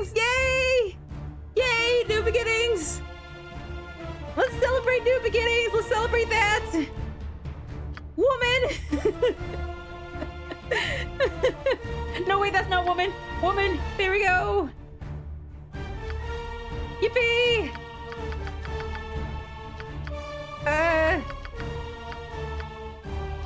Where is it? There we go. If I sound exhausted, it's because I am. Oh my gosh. Race, that I'm a sucker. I'm sticking with half-elf. Let's just get through this. Let's just get through this because I already know what kind of character I want to play.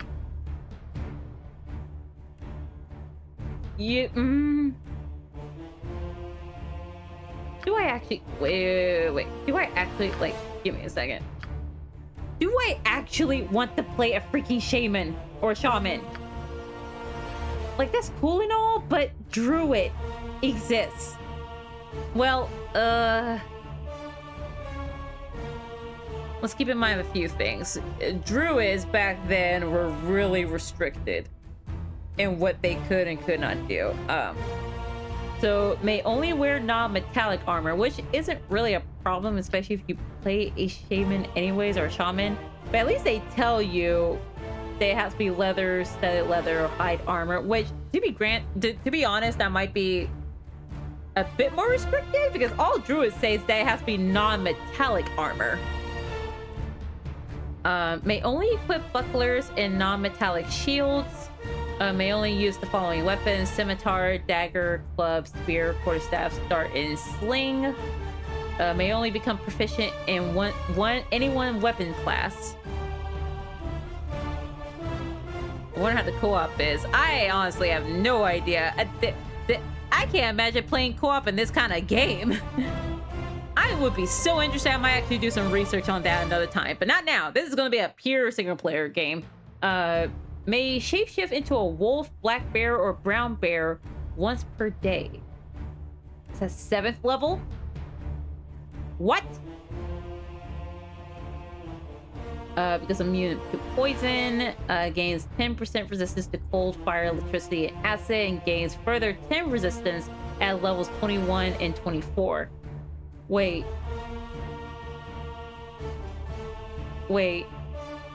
What do you mean levels 21 to 24?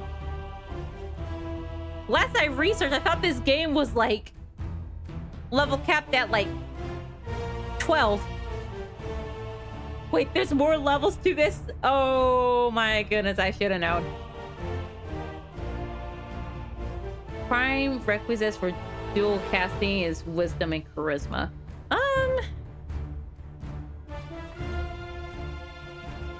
I'm trying to think.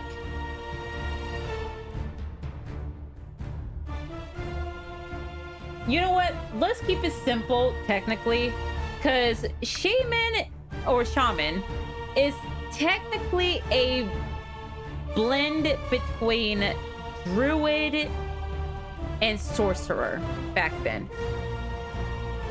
I've played Neverwinter Nights co-op, and that was pretty fun. Oh, okay, cool. I didn't know that had co-op either.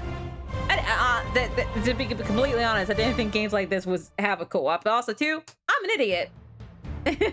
But, you know what? We're gonna keep it simple. Like, shaman or shaman looks cool and all. That's so cute and whatnot. I mean, granted, these are probably just as complicated as anything else. But let's keep it simple. Let's keep it basic. I like druids anyways. Let's go with druid instead of shaman. Oh. It very quickly became not simple and not basic. I'm so used to always auto-clicking to shaman that I kind of did not know what the other classes gave me. Listen, as I keep saying, I have never finished this game, so that means I never explored other classes. I'm trying to finish this game. Anyways, so druid, I guess these are like subclasses. That's what I'm gonna call it for now. Subclasses. So we got standard druid. The druid serves the cause of nature and neutrality. The wilderness is her community, and she uses her special powers to protect it and to preserve balance in the world. Okay. Totemic druid or totem druid. This druid closely identifies with a particular animal of an animal that she feels represents her spirit. This grants her a special connection to the animal kingdom, and she is able to call upon their spirits to aid her. So, may use summon spirit animal ability once per day. Gains 1 use at level 1 and additional use every 5 levels thereafter. Oh, goodness. The totemic druid summons a special spirit animal, spirit bear, wolf, lion, snake, etc. to aid her. So it's not too dissimilar to what the shaman can do, but I guess like just different things. Shapeshifter, or aka what I'm gonna call it as is now known in Dungeons & Dragons 5th edition, Moon Druid. This druid is not called Shapeshifter because she has access to a great variety of forms, but rather because of her complete dedication to a single alternate form. This druid has willingly allowed herself to become effective with lycanthropy. Oh, whoa, hold up. Huh? Huh? What? But due to intense study and training, she has the ability to control her affliction. The creature she becomes is that of a werewolf, the most famous of the lycanthrope shape changers. Whoa, okay. Okay. Advantages. May shapeshift into the form of a werewolf once per day. Gains 1 use at level 1 and additional use every 2 levels thereafter. Okay. 13th level may shapeshift into a greater werewolf once per day. But the disadvantages are we cannot wear any armor of any type, so we gotta be naked. We gotta be naked, tits out and everything. No other shape-shifting abilities due to the effort required in maintaining balance in her primary forms. Which, okay, that like in the lore purpose reason why I get that. And BG3, but that's more made for it. Yeah. And then the Avenger. A member of a special sect within the Druidic Order. A druid of this type is dedicated to fighting those who would defile nature. Avengers have powers that the average druid does not. Additional abilities that have been earned through extensive rituals. A process that is very physically draining. A lichen druid is pretty neat. Oh yeah, it is very neat. Okay, so the advantages of an Avenger, and to be completely honest, I may just go straight Druid because I know nothing about any of this. I'm still a new player. So for those who are like, oh, you should go like the Shapeshifter. No, I'm sorry, that's too intimidating for me. Though the concept is really cool, very cool. But advantages, you may shapeshift into the form of a sword spider, a baby wyvern, and fire salamander, in addition to the normal shape-shifting abilities. Okay, but that's at level 7. 19th level, gain an additional use of shapeshift. Note this level can only be attained in Baldur's Gate 2 Enhanced Edition. Ah, okay. Okay.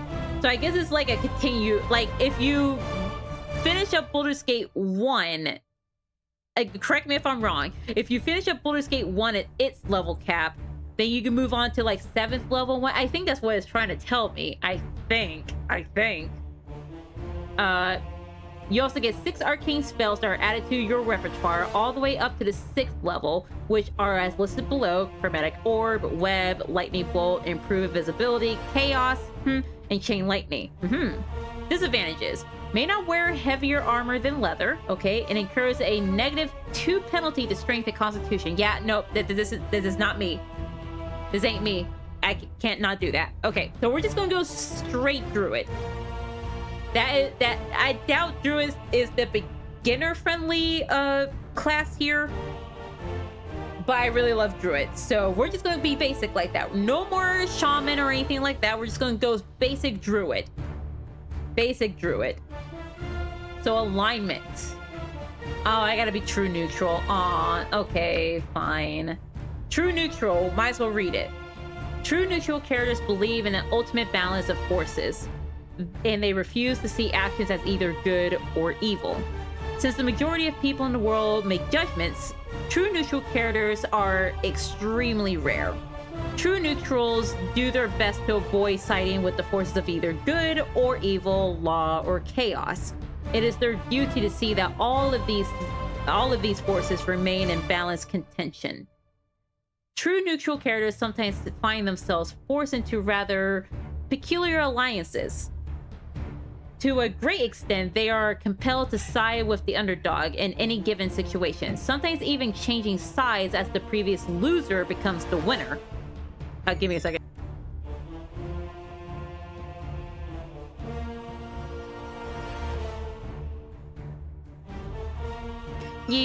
My mom. Oh, hey Jasper! He's falling on my dirt till I gate. Yeah, my mom just came back home after a long day. I was just saying hi to her. She's very excited that I'm streaming, actually, because I've been telling her that I've been wanting to get back into streaming. I love her. But yeah, where we were at. First of all, Jasper, you're going to be so mad at me. So I lost a lot of progress when I wiped my computer, and you know, no better excuse than now to just start over again. No better excuse than now. So that's what we're doing right now. So we're recreating Lestrana. Yes, we're still gonna keep her as Lestrana because I love her. Could do no wrong. To a great extent, they are compelled to side with the underdog in any given situation, sometimes even changing sides as the previous loser becomes the winner. A true neutral druid might join the local barony to put down a tribe of evil gnolls, only to drop out or switch sides when the gnolls are brought to the brink of destruction. He will seek to prevent either side from becoming too powerful. Clearly, there are very few true neutral characters in the world. Ah, yes. Unfortunately, I can no longer be neutral good as I was before because I was a druid. We have to be completely neutral in all things. Now, abilities. Give me a second. Abilities. So, these are the basic stats that make up your character. Minimums and maximums vary somewhat according to class and prerequisites. So, being a druid, they say that charisma and wisdom is the main big things that we need. I don't know what they were thinking by giving me a 6 in intelligence. We're gonna re-roll this. Okay, this is a little better. Let's actually store this real quick. Re-roll.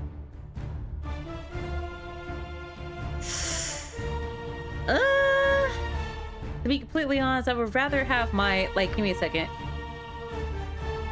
Charisma measures a character's persuasiveness, personal magnetism, and ability to lead. This ability is important to the druid, bard, and paladin. What about wisdom?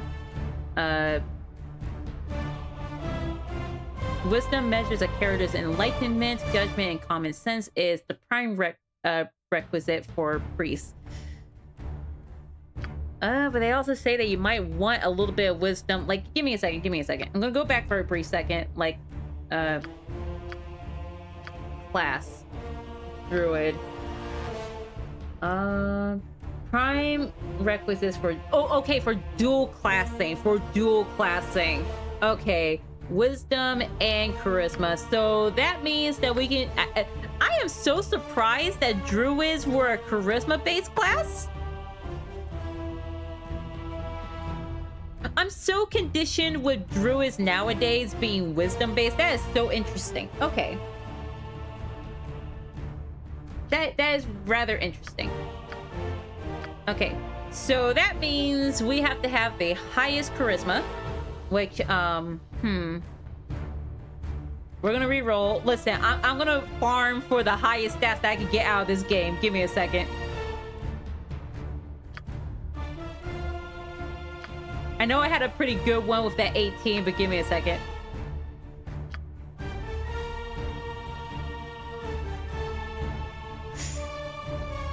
Let's lower this.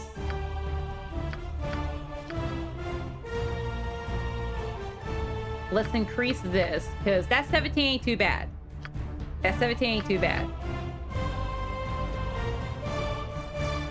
Let's lower...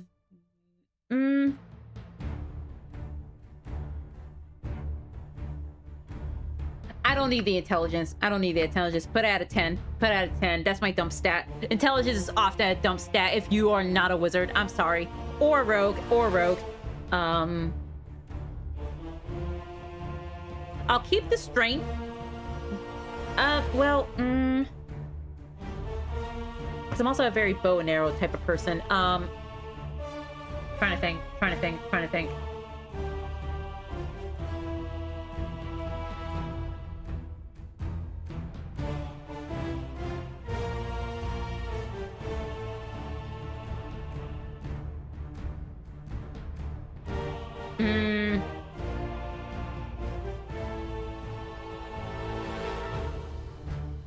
Yeah, we'll leave it as is. We'll leave it at 10.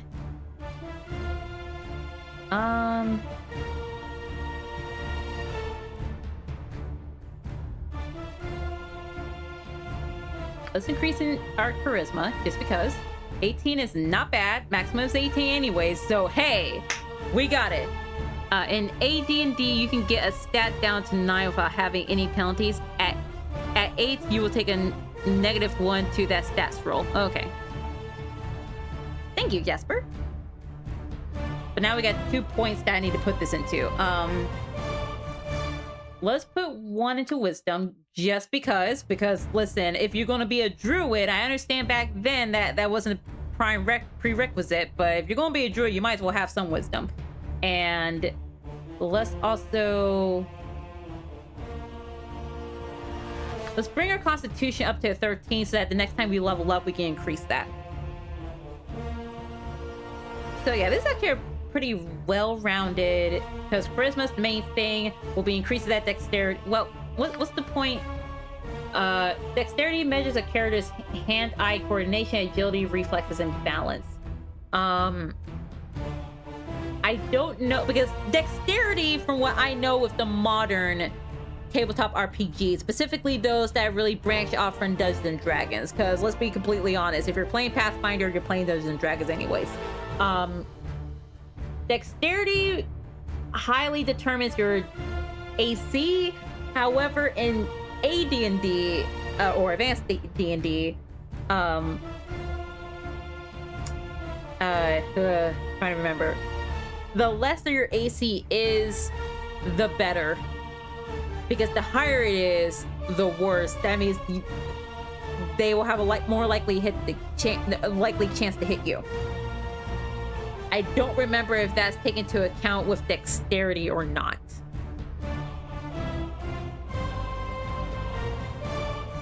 I'm still happy with these stats. It's just calculated in reverse. Okay, thank you.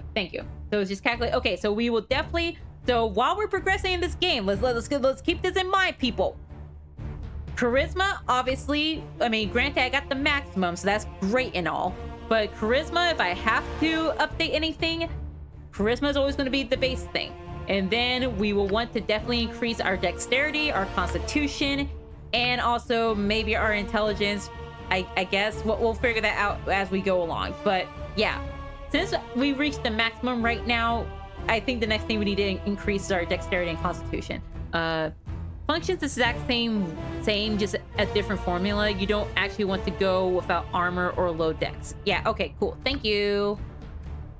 Okay, we're almost done. So skills, I got 2 proficiency slots that I could put in. You have been given proficiencies to start your character with. These represent the ability to effectively use weapons. You may choose from any of the selectable proficiencies available to your character class. If your character is a fighter, she will be able to choose the same proficiency up to 5 times. This will grant her additional levels of specialization with the weapon listed. Keep in mind that character can use any weapon available to her race and class, whether she has proficiency with it or not. However, if she attacks using a weapon that she is not proficient with, she suffers a penalty to her attack roll. The penalty varies according to the class. Check the manual. Brother, I don't have the manual. Well, actually, I think on Steam they do provide that manual, which, thank you, Steam! Thank you! But anyways, sorry, this ain't the 90s no more. Manual? Psh, who needs a manual? But for our little druid girl, so we can be proficient in 2 types of weapons. Give me a second. No bow? Oh, no bow. I mean, sling, but man, sling is such a halfling type weapon. Nah. what single weapons? It does. Oh yeah, it tells you. It tells you. This fighting style is for characters who do not wish to use a shield but want some bonus with using a one-handed melee weapon. Okay. Proficiency slot 1. The wielder gets a -1 bonus to AC and inflicts critical damage on an attack roll of 19 or 20. Huh. Excuse me. And then specialized 2. The wielder gets a -2 bonus to AC and inflicts critical damage on 19, 20. Okay. I don't think that's worth it. Yeah, I don't think that's worth it. So I think what we're going to do is kind of keeping with the whole druid thing. We're going to go with a dagger, or as I'm going to call it, a sickle. The dagger is generally used by mages and thieves. A small weapon, the dagger is still extremely useful, and many warriors take a proficiency slot in it just in case their larger weapons are stolen or destroyed. The character can use the weapon with no penalties. Slot 2, the character receives a +1, blah, blah, blah, blah. We'll get into all that when we get there. But now the next weapon that we're going to have proficiency in,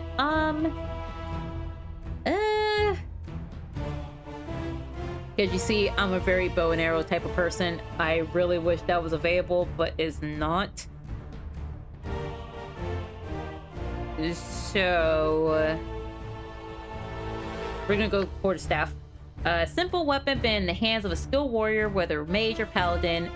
Paladin? Why is that in the same sentence group? Anyways, this quarterstaff may lay flat any foe. Woohoo! So yeah, dagger and quarterstaff. Let's keep that in mind. That's what we're using to, fight. Aside from our Mejex. Ah yes, and speak of Mejex. So you may memorize 3 spells from the above list. Choose which spell your character will have memorized at the beginning of the game. Okay, cool. What's Shillelagh again? Shillelagh.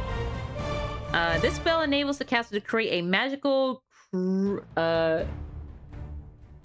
what on earth is that word? I'm gonna call it I'm gonna say crude. Crude. No, that's not what, because it does say weapon afterwards. Oh dang it, now I have to actually pronounce this. Cudgel. I'm sorry y'all had to hear that. My apologies. A magical weapon that has a +1 bonus to its attack roll and inflicts 2d4 points of damage on opponents. It doesn't say that it applies this. It just says that I create this. So, entangled. By means of this spell, the caster is able to cause plants in the area of effect to entangle creatures within the area. The grasses, weeds, bushes, and even trees wrap, twist, and entwine around the creatures, holding them fast. Once per round, a creature can attempt to save versus spell against with a +3 bonus to avoid entanglement. An entangled creature can still attack, but receives a -2 penalty to his armor class. Please don't make fun of me. I'm trying my best, man. Don't make fun of me. I'm trying my best. Anyways, Doom. I love the spell Doom, especially in Pathfinder 1st Edition. Woo! Good spell. Good spell. This spell causes a feeling of doom to overwhelm the target. For the duration of the spell, the target receives a -2 penalty to all her rolls, including Fatgo, or Thicko, I'm going to call it, and saving throws. There is no saving throws for this spell. Woo! Really? Really? Yo! Detect evil. Discovers emanation of evil from any creature. Any evil creature within the range of the spell will grow red briefly. Okay, that's cool and all. Cure light wounds. By casting this spell and laying her hand upon a creature, the priest, or druid in this case, causes 8 points of wound or other injury damage to the creature's body to be healed. This healing cannot affect creatures without corporeal bodies, nor can it cure wounds of creatures not living or extraplanar origin. Curing is permanent only insofar as the creature does not sustain further damage. Cause wounds will heal or can be cured just as any normal injury. which this will definitely be. So you know what? I already know because. Sorry, I gotta collect my thoughts. Let's actually finish up the spells now, like you guys know what I'm gonna do. Bless. Upon entering the Bless spell, the caster raises the morale of friendly creatures by +1. Furthermore, it raises their attack and damage rolls by +1. The caster determines at what range up to 40 feet the spell will be cast. Really? I can determine that? What? Okay. At the instant the spell is completed, it affects all creatures. What? Huh? No. Wait, what? I thought you said friendly creatures. Wait. It affects all creatures in a 50-foot radius centered on the point selected by the caster. Thus, affected creatures leaving the area are still subject to the spell's effects. Those entering the area after the casting is complete. After the casting is completed, it's not. So wait, let me understand this. So it raises the morale of friendly creatures. So of course that would mean my allies, and I guess those that are neutral to me. But it does say it affects all creatures within a 15-foot radius. So if I were to cast this and a bunch of kobolds are on top of me, will they get that +1 bonus too? I hope not. I'm going to assume not. But then we also got Armor of Faith. Okay, so Armor of Faith, the caster of the Armor of Faith receives significant protection against melee and magical attacks. This magical armor is a force of energy that absorbs a portion of the damage intended for the caster. At first level, the protection of 5% and every 5 levels of the caster improves this by another 5%. For example, a 20th level priest would have 25% for damage absorbed if protected by the spell. Okay. It affects multiple people, but you can cast it before the party gets into combat. Okay, that will have to be something we have to keep in mind. So, of the 3 spells that we're going to take, what are we going to take for Lestrana? So, already, based on the menu, and also give me a brief second, because I'm unsure if this game is too loud, so I'm going to turn this down just a second, because we're going to be in this menu for a hot minute. Here we go. Yeah, because we're going to be in this menu for a hot minute. So, Lestrana, how I'm going to be role-playing her. Pre-battle buffing was the big thing in the day. Yeah, especially since I played Pillars of Eternity, that is definitely something that I had to like wrap my brain around, because Pillars of Eternity definitely took a lot of inspiration from Baldur's Gate in the Baldur's Gate franchise and games like that. So yeah, that is something that I am going to have to refamiliarize myself with. But Lestrana, her personality type, I would say, is she is rather kind. I will say that she's rather naive to the grander world of things. So if she had to learn magic and learn how to, sustain it, I think a lot of her spells are going to be very heal and crowd control. With that in mind, that doom spell is nothing to scoff at. So she can be a little freaky, so to speak. This is just my excuse. They just have one good spell in the repertoire. So what we're gonna get is we're getting Bless. We are definitely getting Bless.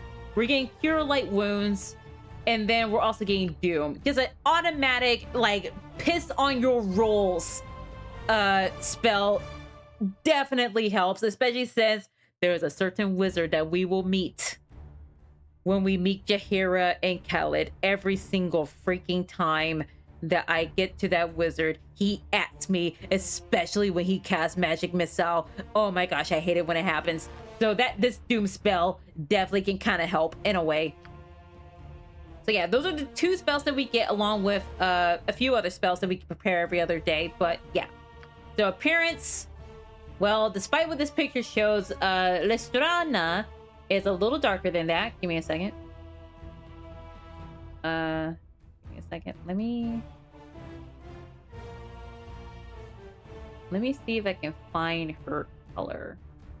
That might be a little closer to her color, because like if I really want to follow like the picture here, granted it's supposed to be a white woman, at least what I think is supposed to be a white woman, but it also has rather like Native American tones to it, which funnily enough, my mother actually told me that her grandparents that she knew of were Native Americans. So funny thing that I learned about myself, about my ancestry, which, oh my gosh, while we're on this topic, I I might be from the Philippines. Okay, no, it's not because I did that white woman at Coachella Druid. The reason why I'm saying this is because, so this is more so like an inside joke with myself, my coworkers at work. So this all started when I had a Karen. That's all I'm going to say about who the caller was. I had this Karen call in, and of course I'm doing my greeting, and she says, "Oh, are you from the States? You sound like someone from the Philippines, you know, speak English," and blah, blah, blah, blah. She was rather rude, so to speak. And of course I drop it, and it became a little inside joke between me and my coworkers.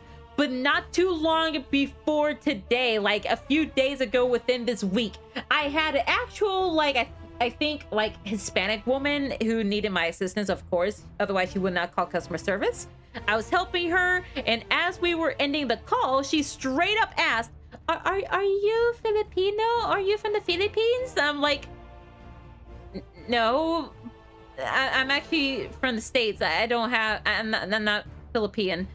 And she's like, "Oh, but you're so nice. You were so kind." And like, she disconnected the call. I was like, granted, I have been raised around not only a very predominantly black household, but I have a bunch of friends that are like from like Latin America. So that they legitimately start thinking, listen, if it happens a third time, it must be fate. I must have some kind of Filipino heritage inside me. Oh my god, I just think that's a funny occurrence. But not like 100% black all the way, aside from like maybe some Native American in me, which granted, who knows, I might actually be from the like have some Filipino blood inside me. But still, I think that was a funny occurrence that happened. Honorary Pinoy, let's go. Yeah, Honorary Pinoy. But yeah, but that was a funny thing that happened. But let's see, let's try and find her skin color, because Lestrana, along with most other characters that I play, they are of a darker skin tone. So but to kind of keep in the spirit of this picture, I would say that she is what some would call in my community a light-skinned nigga. So let's try and go into the spirit of that. Let's see here. I think that's the closest I could get, but let me see if we can go a little darker than that. Let me see.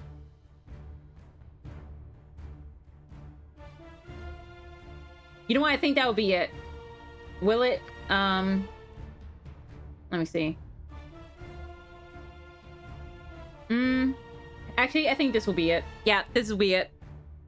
And then, of course, clothing. Man, I'm a druid. You know what it is. Major, minor, we're going to keep the colors as is. Ah, yes, and now we gotta pick our voice. Give me a second, because we're gonna make this a community thing. I'm gonna turn up the volume a little bit. Here we go. So the default is this. To battle! Yeah, turn up my own volume too. Oh my goodness. This is where I should be. I grow weary. Okay, that's the default. So let's try female voice 1. All will die. Okay, I don't care what anybody says. Automatic no. Sorry. Okay, I already described what this character is supposed to be. Naive, rather soft-spoken. So this voice probably won't do, but let's get a few more, you know, character voices in regardless, just because. None other than me should be in this place. I shall be asleep on my feet if I do not rest soon. I find this inactivity extremely frustrating. I love the voice acting. I wish Baldur's Gate 3 had this level of character in their voices. Like, I get it why they probably didn't want to, because, you know, pulling accents and whatnot. One, that is a talent that even if you're not from that certain region, that is a talent that you have to acquire. But also, two, like, I kind of get it at the risk of, you know, oh, they're racist and stuff like that. But I do wish, if you're gonna give my character a voice, can they sound a little bit distinct? Because a lot of the voices in Baldur's Gate 3, they're just, you know, Englishman 1, Englishman 2, Englishman 3, Englishman 4. Like, there's no distinction between the voices, in my personal opinion. But anyways, female voice 2. Your life shall be mine. Also, instant disqualification. I deserve to be leader. We should rest now. I need sleep. This is so utterly boring. I am wounded. I mean, it sounds cute, but unfortunately, she didn't make the part. Anyways. Death will come swiftly for you. Oh, I love that. I love that. But unfortunately, once again, disqualification. But let's give her a couple more, tries. Let her speak her piece. There are none more capable for this position. Ugh, I grow tired. We will rest soon. Honestly, yeah, let Grandma rest. What is Grandma doing outside, like, adventuring? What is Grandma doing? Anyways, Emo voice 4. Go, go, go! Everybody listen to me now. That was a full day's work. Let's do something. Healer needed right here. What do you need? Tell me. Give it to me straight.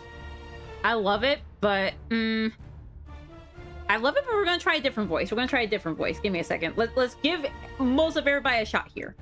Now you're going to be sorry! I've always been leadership material. Sleepy time can't come soon enough. Are we loitering now? I've got the world's biggest ouchie.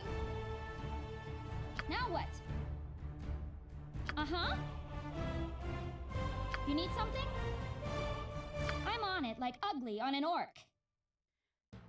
Female voice 5, honorable mention. We're gonna put her in honorable mention because when I say Lestrana is naive, I don't more so think like she sounds youthful.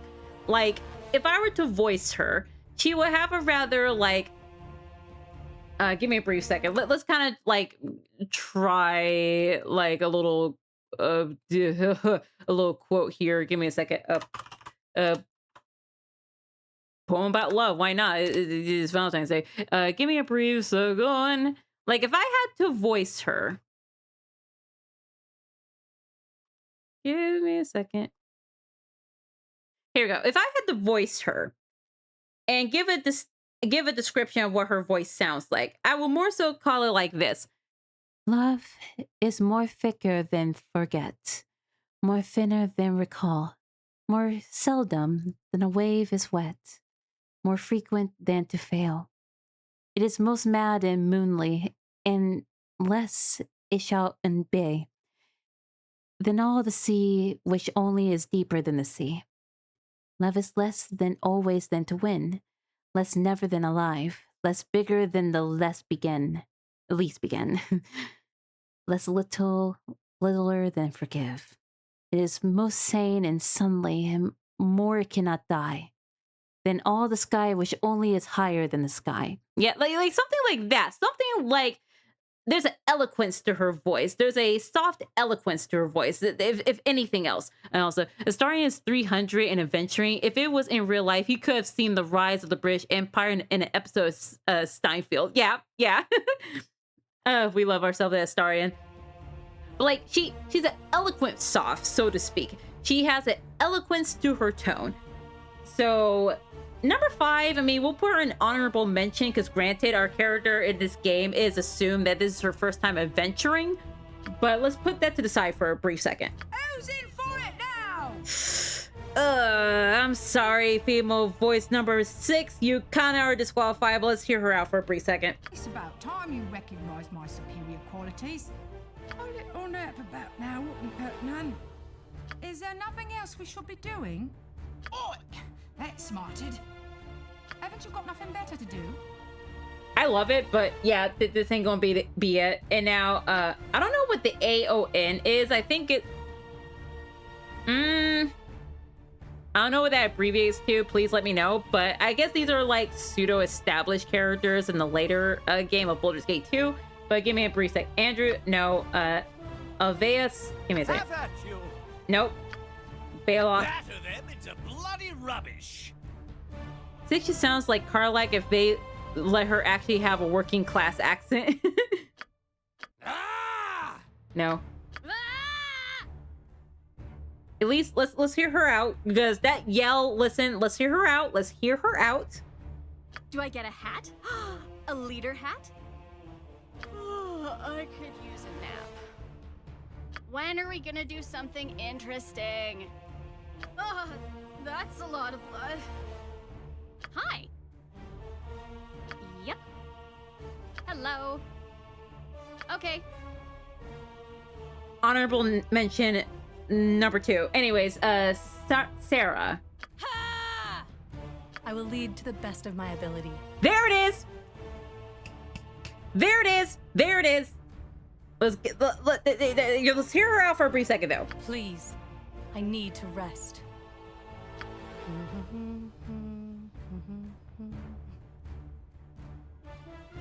I hate to do this. Autism coded. That humming, that little hum. Oh my gosh. Autism coded. Oh my gosh. I don't know why I'm getting excited over that. This is the voice. This is the voice. This is definitely the voice. Help! Please! Yes? What is it? Do you need something? Yep. This is the voice. This is the voice. Also, let's just hear Trent out just because. Take them down! Who's the boss? I'm the boss. I will be sharper once I've rested. Anyways, yeah, it's Sarah. Sarah made the cut. Okay, cool. And now, finally, the name. The return of Lestrana. I hope we find the girdle again. And also, I'm gonna ask one final time. Is the sound too loud or do I need to bring it down?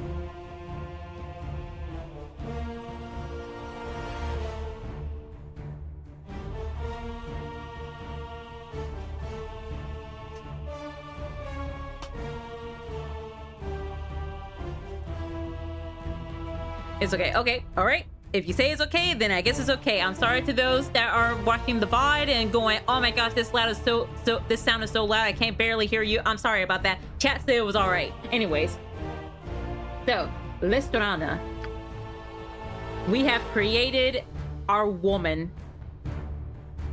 Let's go. Let's start over for the 50th time.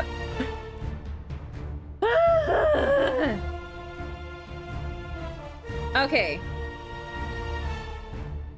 Okay. Okay. Normal. Enemies deal 25% less damage. Party members cannot permanently die. Hit point rolls are maximized. Spells can be copied into spell books without failure. Yeah, let's just do normal. I don't know what I was doing before. If I was dumb enough and went core rules to the past Cinnamon, from the Cinnamon of the past and the Cinnamon talking to her in the future, Cap, why did you do that? We're gonna go with normal. Nestled atop the cliffs that rise from the Sword Coast, the citadel of Candlekeep houses the finest and most comprehensive collection of writings on the face of Farron. It is an imposing fortress, kept in strict isolation from the intrigues that occasionally plague the rest of the Forgotten Realms. It is secluded, highly regimented, and it is home. Within these hallowed halls of knowledge, your story begins. You have spent most of your 20 years of life within this keep's austere walls, under the tutelage of the sage Gorion. Acting as your father, he has raised you on 1,000 tales of heroes and monsters, lovers and infidels, battles and tragedies. However, one story was always left untold, that of your true heritage. You have been told that you are an orphan, but your past is largely unknown. Lately, Gorion has been growing distant from you, as if some grave matter weighs heavily on his heart. You have asked about his concerns as gently as possible, but your queries have been in vain. Your sole comfort is the knowledge that he is a wise man, and you know he will tell you when the time is right. Nonetheless, his silence is troubling, and you cannot help but feel that something is terribly wrong. Today, Gorion has appeared more agitated than ever, and now he has uncharacteristically interrupted your chores in the middle of the day, imparting hurried instructions for you to equip yourself for travel. He has handed you what gold he can spare, but given no clue as to why. Nevertheless, you now stand before the Candlekeep Inn, ready to purchase what you need for an unplanned and unexpected journey. Well, that's Candlekeep, at least what it was back in AD&D. And also our journey. Oh man, I'm still so mad about it. Our journey begins once again. Let's get it. Welcome to Candlekeep, your home. As you move around the keep, you will find green-robed monks. Your characters should walk over and talk with them. Many important messages will be given to you through the text window on the bottom of the screen. To expand and contract this window, simply drag the top of the desired height. Drag the top to the desired height. And our journal has been updated to simply find Gorion. Currently have 60 gold, which let's pull up our... we don't have... You know what? Let's to further increase our engagement, let's make a journal entry every single time. So give me a brief second. I'm gonna have to put my mic away a little further from my keyboard because it's literally like in front of me, in front of my keyboard. So I'm gonna move this over here. There we go. Oh, excuse me. I might have to speak a little louder. Beautiful morning. Thank you, Lestrana. But give me a second. So that, because I'm going to turn the game audio off for a brief second. We're going to turn back on Spotify for another brief moment. There we go. Because to kind of bring in a little bit of immersion, we're going to add an entry and we're going to type down how our character is feeling right here, right now, after all that's happened. You may watch the experience.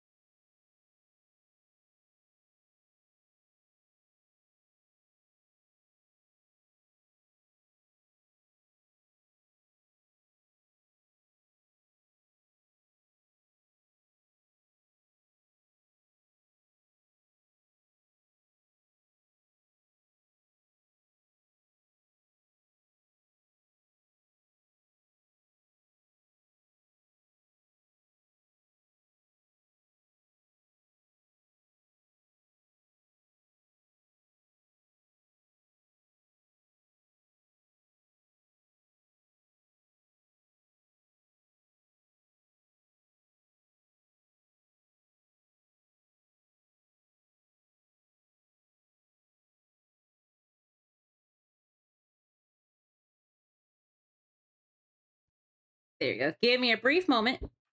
Here we are. So we're gonna try. Are you kidding me? Okay. After a certain moment, I think the game finally just kills itself and like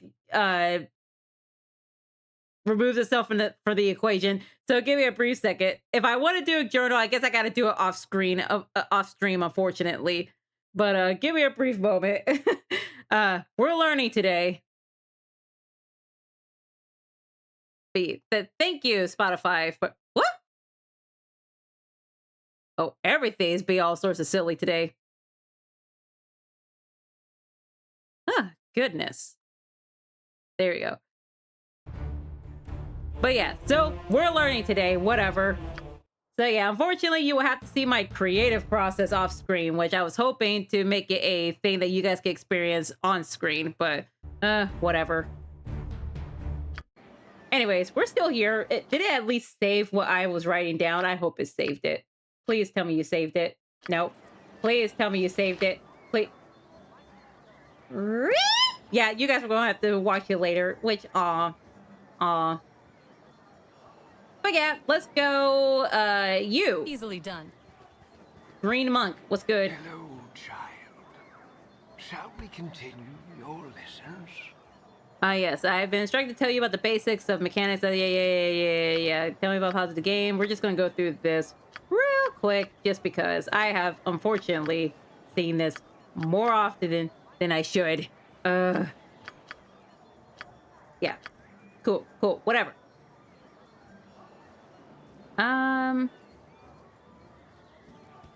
What's good, lady? Hello there. Oh, hello. Hey, have you seen my copy of the History of Halura anywhere? You know how I can't stand the constant shuffling of arithmetic feet up the library, so I thought I'd get a bit of fresh air just east of here. And oh, I hate being so absent-minded. Please, if you find it, I really do need it back. Sure, yeah, we'll find your book. Don't worry. What's up, cow? What's up, tutor? Hello, child. Shall we continue your lessons? Hello, child. I'm here to teach you about the circles on the ground around everyone's feet. Is there a color you like explained? Yes, the green. A green circle around a character's... I love that they try to find an in-game... I mean, I get it. It's a tutorial place. They kind of got to explain what this is. But at the same time, I still find that so funny. I'm like, yes, in-game right now, there's a circle thing just right under your feet. You can select these characters to direct their actions. Yeah. Blue, neither friendly nor hostile. Okay, green, that means they're friendly and they're in my party. Red, they hate me. Yellow, a character that's out of control. Purple, they're inaccessible. Okay, cool. That's all I need to know. Thank you. Let's go into the inn real quick. Candlekeep Inn. Let's go inside. Here we are. What's good? As you wish. Hello, child. Shall we continue your lessons? Okay, greetings, child. I have been told to advise you and negotiate with midday. Yeah, that's nice. That's nice and all. Winthrop. My hotel's as clean as an elven arse. Well, hello there, young one. Come to visit your old pal Winthrop, have you? Well, don't forget the 10,000 gold piece. It's book entry fee, entrance fee, as per Candlekeep's custom, don't you know? Okay, which one are we gonna pick that's most Lestrana? You always were the big kidder, Winthrop. That gets funnier very nearly every time I hear it. Well, perhaps not quite so often. I just having a bit of fun with you, my friend. Them monks may be walking about with poles in their neithers, but you know you were always welcome me in my sight. Brian did well by you, he did. So, is there anything I could do for you? Some drinks, a room to sleep, or anything to buy? Sure, what do you have? I don't need a room. What do you got in terms of stuff? Let me see here. Yes, dagger. Let's buy the dagger. Quarterstaff. Yes, let's buy the quarterstaff.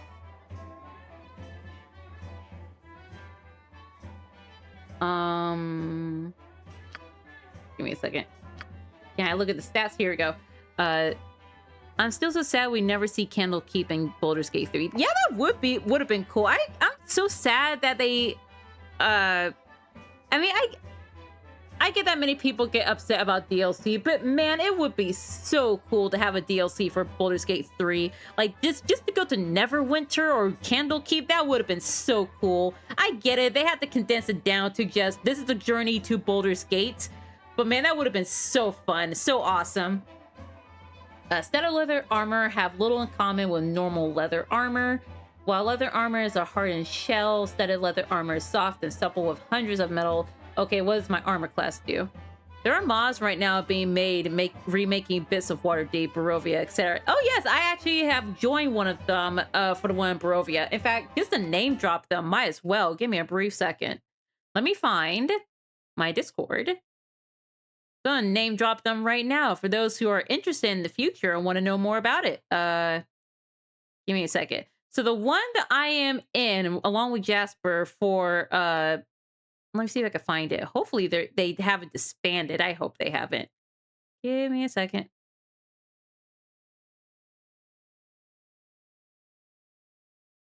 Let me see if I can find it.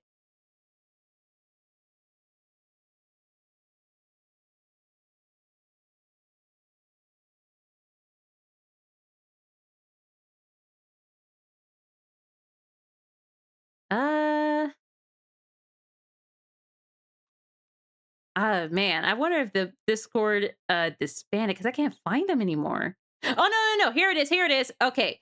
It's called Project Strahd Community Server. I think this is the one where they're trying to put Curse of Strahd into Baldur's Gate 3. Like have a whole region where it's predominantly in Baldur's Gate 3. I believe that's the one that I followed, and I honestly wish for their success. There's one remaking the city you will eventually go to in Baldur's Gate 2, but any more, it'll be a spoiler. Oh, cool. Okay, so armor class is 7. Done, but do we want this or... This will reduce my armor class to 8. I can also get a buckler. You know what? What's the difference in all 3 of these bucklers? Why are you... +1 to armor class, which I presume is a -1. No protection against missile and piercing attacks. Okay. Okay, I guess it's just based on what style of buckler do you want? Which we will buy. We will buy a buckler. And we'll get ourselves a thing of studded leather armor. Why not? And we still have 31 gold to our name. All right. Thank you, Winthrop. That's a tutor. We're going to avoid that because, once again, I have played this tutorial page so many times. I know how to play isometric games like this. Nowadays. Oh, yes. Firebead Elven Hair. Ah, yes. I'm back within the hollow halls of Candlekeep. With this iron crisis upon us, the trip from Burgos was more hazardous than I care to relate. You're Gorian's ward, aren't you?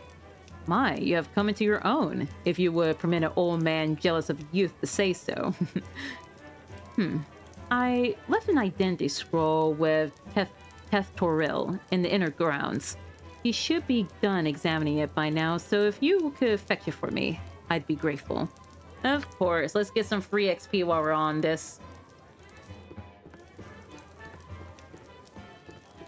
And, oh, wait. Let's actually gather...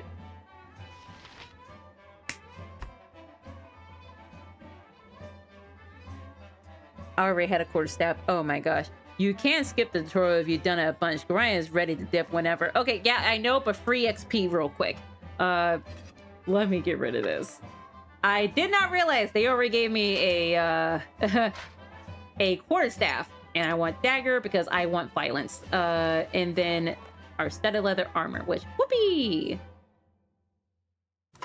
So we're good here, and let's try and emphasis on try and loot some things. No time to chit-chat. Step up to the heat, young one. You'll need a good fire to warm the chill stares of those monks. Most inhospitable they are. Isn't that so, lovely? Oh, yes, darling. They are most standoffish. Let's see. They lead us somewhat close. Ah, yes.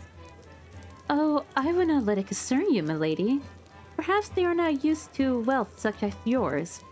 You are quite wealthy, are you not? Bring a lot of expensive jewelry with you? Perhaps that was it. It may have looked as though we were showing off. I'm gonna lock all of my jewelry away in the room, dear, so I don't offend them again. A capital idea, lovely. Perhaps I should do the same. Leave the finery under lock and key whilst we brush up on our readings. I can think of no safer place than here. I doubt very much that a scoundrel would pay the book fee into this place to burgle the inn. Laughable. And if I were a thief, I would steal from them, because I bet that's the tutorial way of how to steal from these guys. But, nah. Nah, we're not stealing from them. Very well. Give me a second, just checking the place out. Nope. I am a true neutral person. I'm a true neutral person, but I will also take your gold. Thank you for your contribution. Let me see here. Lock. And also, too, if you didn't want me to steal your gold, you would have kept that mess locked and keyed. How about that? Search around. I bet all of these are going to be locked, but either way, it doesn't hurt to, like, peruse about. Away with you, beggar. What? I certainly hope there is an explanation for this intrusion. Explain yourself.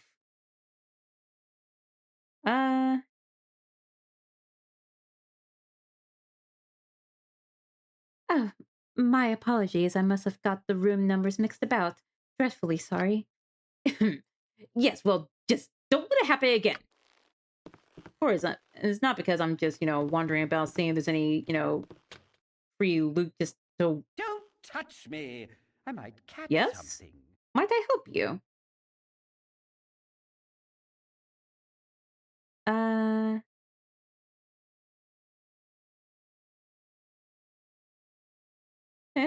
Sorry to disturb you. Wrong room might be here. But yeah, give me a second. We're gonna go downstairs and we're gonna do a brief little fight because we're gonna do a few little side quests while we're here in the tutorial area so that I can just get that free XP off of these people. Zippity doo dah, there's a cow. Oh wait. Wait. I think the book is right over here, maybe. Drippin'. Drippin'. Lydia left one of her books in here again. It's in the hay there beside the cow.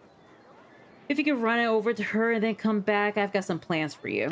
Oh, okay. Here we go. Take that. There we go. Hello, Lydia.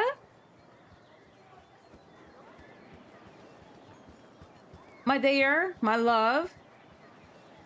Here is your book that you keep losing. Hello there. Oh, my book! Oh, you remind me of Gorion when you grin like that. Raising you has been hard on him, I know, but he says the toil of love, a toil of destiny even. You must be a very special child indeed, to draw such praise from a man of his silent nature. Here, take this little gem of mine.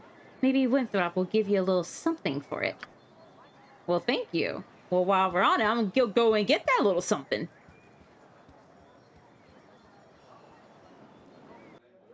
Hey, yo. Very well. My hotel's as clean as an elven arse. There we go. Give this up and sell it for 7. Done. Capital. Of course. All right, now let's go back over to a particular someone.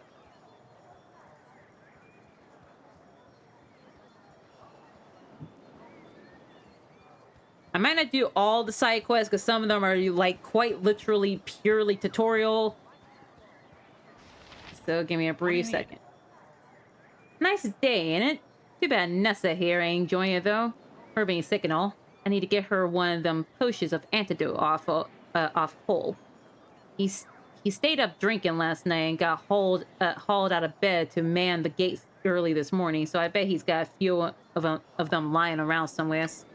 Okay, we'll go do that. But before we do that, let's go and get our butt beat. Come here. Excuse me. Hello. Hello. Oh, goody goody. I've gone and found you first. You're the Ward of Gorion, no doubt.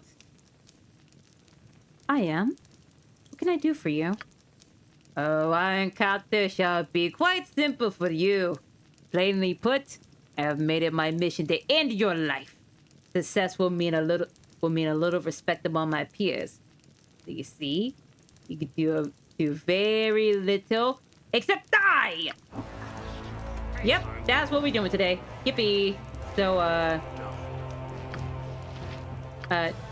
yes. How do I find my spells? There we go. Where is...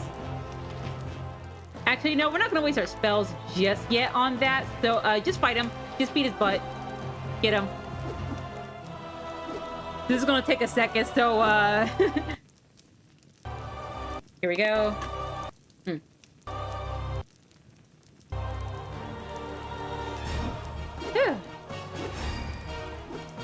Oh, wait. There we go. Ah! What's going on? Here we go. Oh, dang.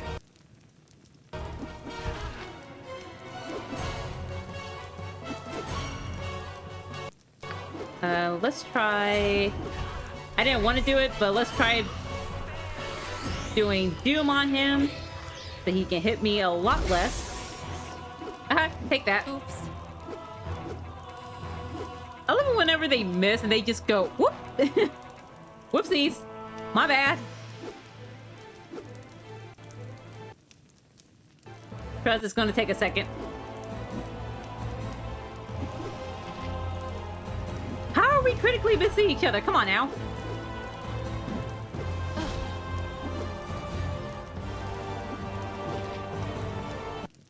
You can do it, Lestrana.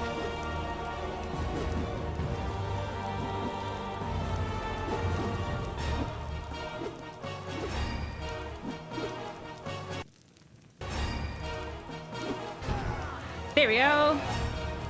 Whoopee! As you wish. Give me your stuff. Okay, now is there anything to loot around here?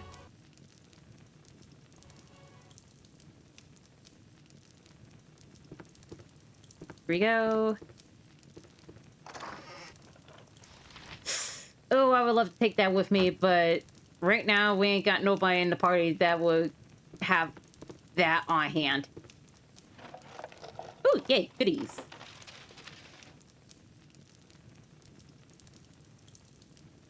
Give it to me. There we go.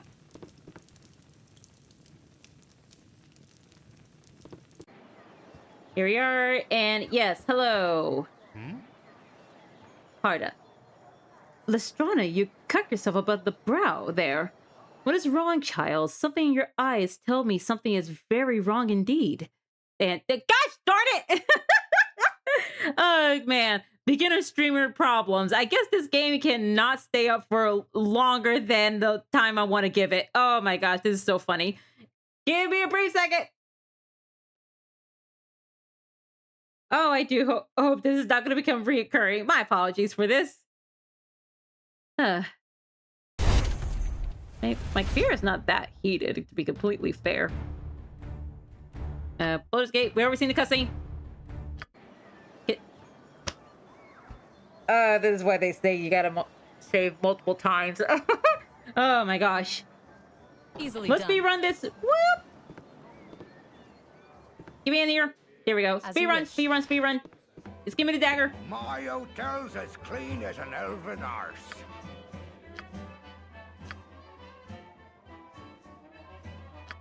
Give a second. Bye. And then I don't need a quarterstaff. I already got one. I learned my lesson. And the buckler.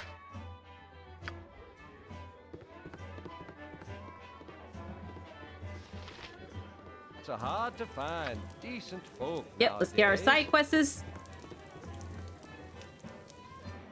Of course. Hello there. Because if this is going to be a recurring theme with Baldur's Gate, then I guess we gotta make some progress. Get our XP, make some progress, and then leave. What do you need?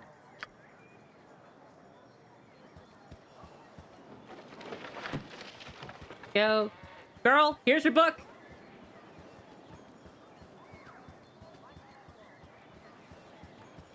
What a beautiful morning. Yes, indeed. Hello there. Here's your book, girl. There you go. Let's go sell this gem. Not a problem. My hotel's as clean as an elven arse. There you go. Take it, sell it. Also,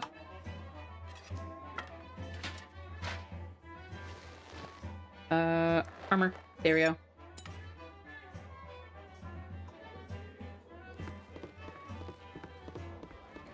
Of course. Okay. And then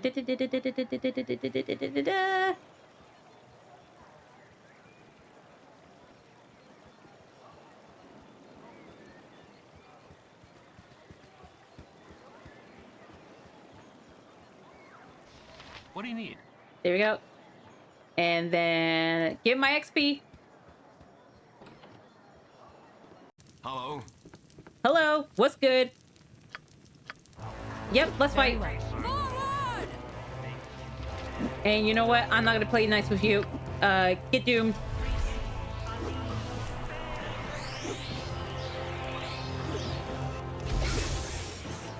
There you go. Oops.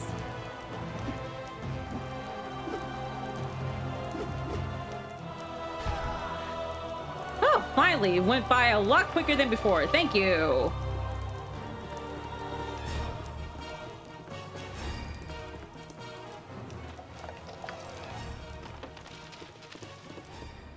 Okay, finally. All right.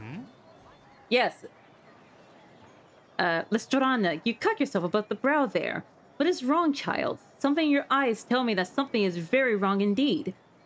Oh, Prada, there was a man in there. He smelled like the stables and he tried to kill me. It was horrible. Hurry then, child. Equip yourself at the inn and go to Gorian on the steps of the library. Had a sense something like this might happen. Might happen? You had a sense? What is that supposed to mean?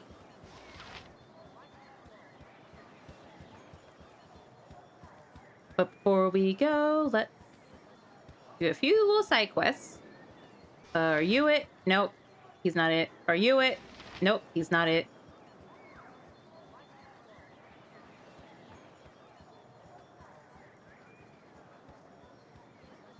Give a second. I'm looking for a particular someone. Oh, he's probably it. He's probably it. Give me a second. Yep, he's it. Hole. Hey, kid. I woke late this morning and left my sword in the barracks before going on duty. If you want to get it for me, it's in the chest at the foot of my bed on the right side of the barracks. Quick now before the gate warden catches me without it. You also find an antidote there. I think Dreppin needs one for old Nessa. Okay, cool. Thank you. Our rules. Oh my frick, McDuckin! No, no!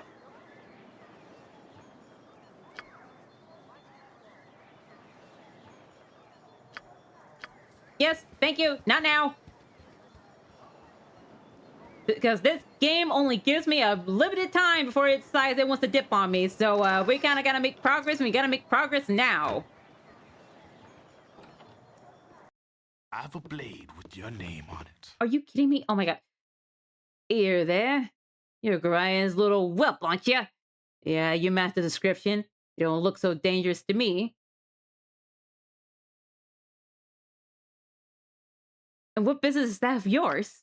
I'll make it my business if I please. Just thought I'd have me a look at you for myself before I put a blade down your gullet. Someone seems to think you're trouble, so I'm gonna use your head for a ticket out of the gutter. I'm just a little street trash hood, they say, but I'll show them. Oh, great. Yay. Now let's kill him. Get him. Get him. Oops.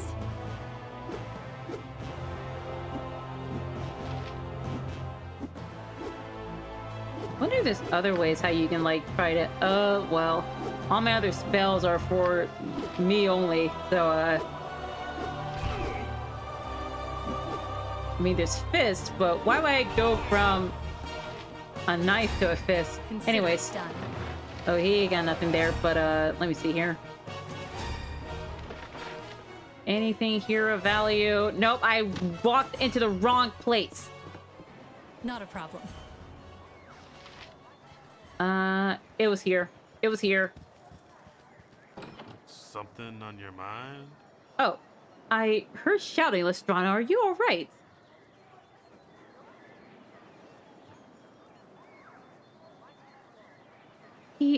He's dead. Whoever he was, he lunged at me with a knife. Oh, Karan, what's happening to this place? It's not this place, child. It's you they're after. Uriah is waiting on the steps of the central library and wants you to go to him as soon as you have bought what you need at the inn. Oh, Lestrana, I have been your tutor for so many years, and only in this moment have I come to doubt that my teachings have been enough. Go to Gorion, child. It is safe for you here no longer. Okay, but I got a few side quests I gotta do, brother. Of course. Which one is it? Which one is it? Which one is it? Is this one? Don't know. Okay, full sword, the antidote, boom. Of course. There we go. Yo hole! Nearly died just to get you your sword. Next time, remember to take it when you wake up for your shift.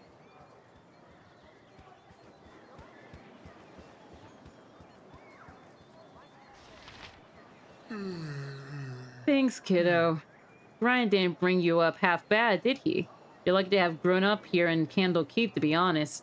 Sometimes I think that the world outside these gates have gone mad, with all the fighting over iron shortages and all. Amn and Baldur's Gate will be at war before the season's out, mark my words. Anyhow, I'm on duty. Here's 20 gold pieces for saving my skin from the chief. Yeah, that's nice. And now the other guy.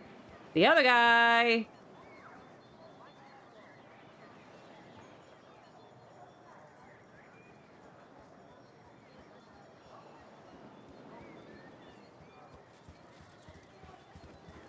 Walk faster! Oh, no, I miscalculated. He's right over here. What do you need? Ah, you're a wonder, are you? Stick with me and we'll go far. Well, okay, stick with me and we probably never leave the walls of Candlekeep, would we? Good thing you ain't wearing none of that metal armor, though, as I hear that the bandits out there will just as soon kill you as look at you to get it off your back. I just hope this whole Iron Crisis business is wrapped up soon. Yeah. That's fine. Anyways, his scroll. Give me a second. Old mage who makes occasional visits here from Burgos has left the identity scroll with Teth Porel in the grounds. Okay, so he's somewhere over there. Let's go. Let's finish up the side quests.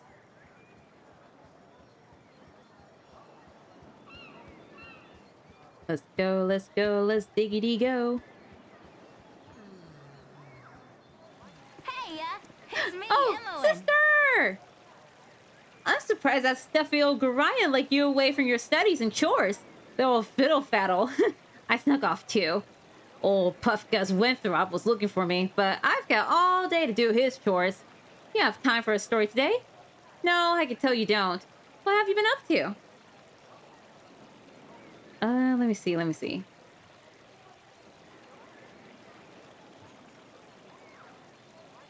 I am so sorry, child, but I am not to tell anyone what I am doing. I must go. You should not tarry about either. Or tarry about either.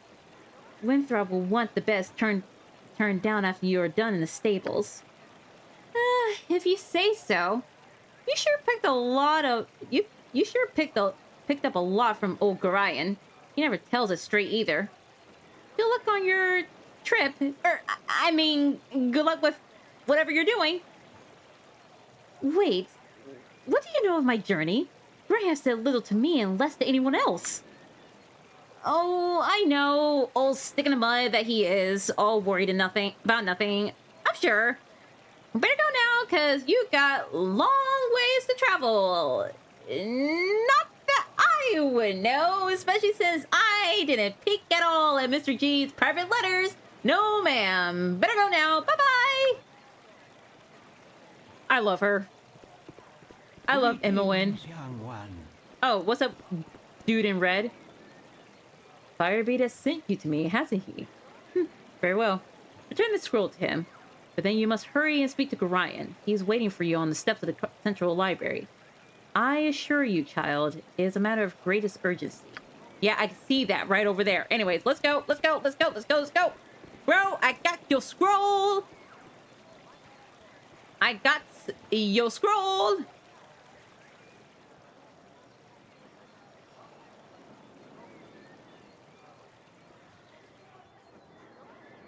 I got sits. I got these. Also, even though we made barely any progress, I'll have to take another break, primarily for the game's sake, because if I try to stream this for too long without giving this game a break, it's just going to crash on me. So, once we get out of Candlekeep, we're going to take another break, about, 15 or 30 minutes, and mainly because I need to stretch. So, anticipate that in just a couple of minutes from now. Fire Bead! Very well. Fire of the Bead! Come here, take your scroll. So hard to find. Decent I'm glad to see that age has not hardened your heart towards an old man such as myself. I'll take all of your identity scrolls. I have a great use of those types of scrolls. Here, allow me to cast a little spell on you. It will protect you from any evil you might meet tonight. Thank you! Protection from evil! Whoopee! Very well. Okay, Gorion! Yo! Daddy, yo!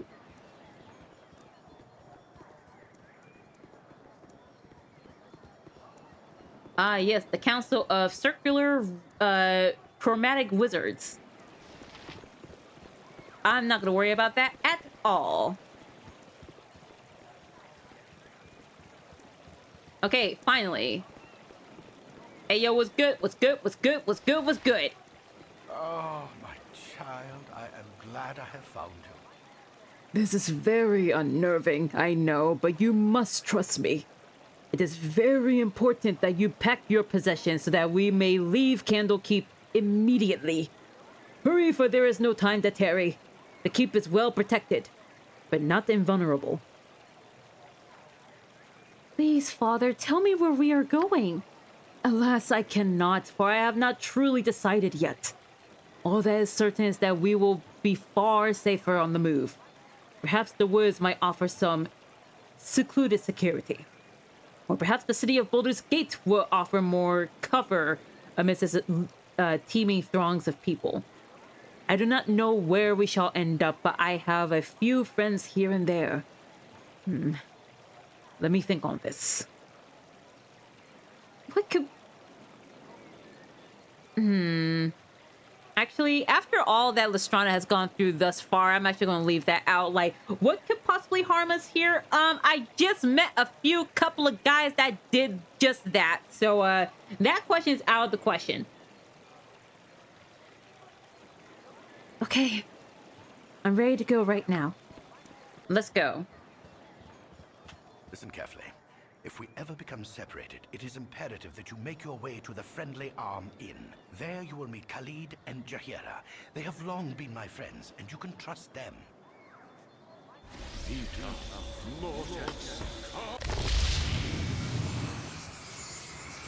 Let's have a child. The night can only get worse, so we must find shelter soon. Don't worry. I will explain everything as soon as there is time. Wait. There is something wrong. We are in an ambush. Prepare yourself. You're perceptive for an old man. You know why I'm here. Hand over your ward and no one will be hurt. If you resist, it shall be a waste of your life. You're a fool if you believe I would trust your benevolence. Step aside and you and your lackeys will be unhurt. I'm sorry that you feel that way, old man. Ah, snap. And thus it happens.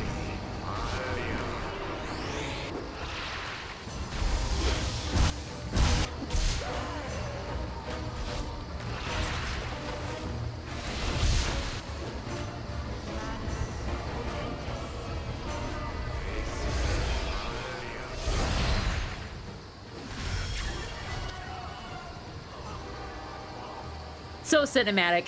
Absolute cinema. Dawn is especially cruel this morning. You awake with the realization that you have not been living some horrible dream.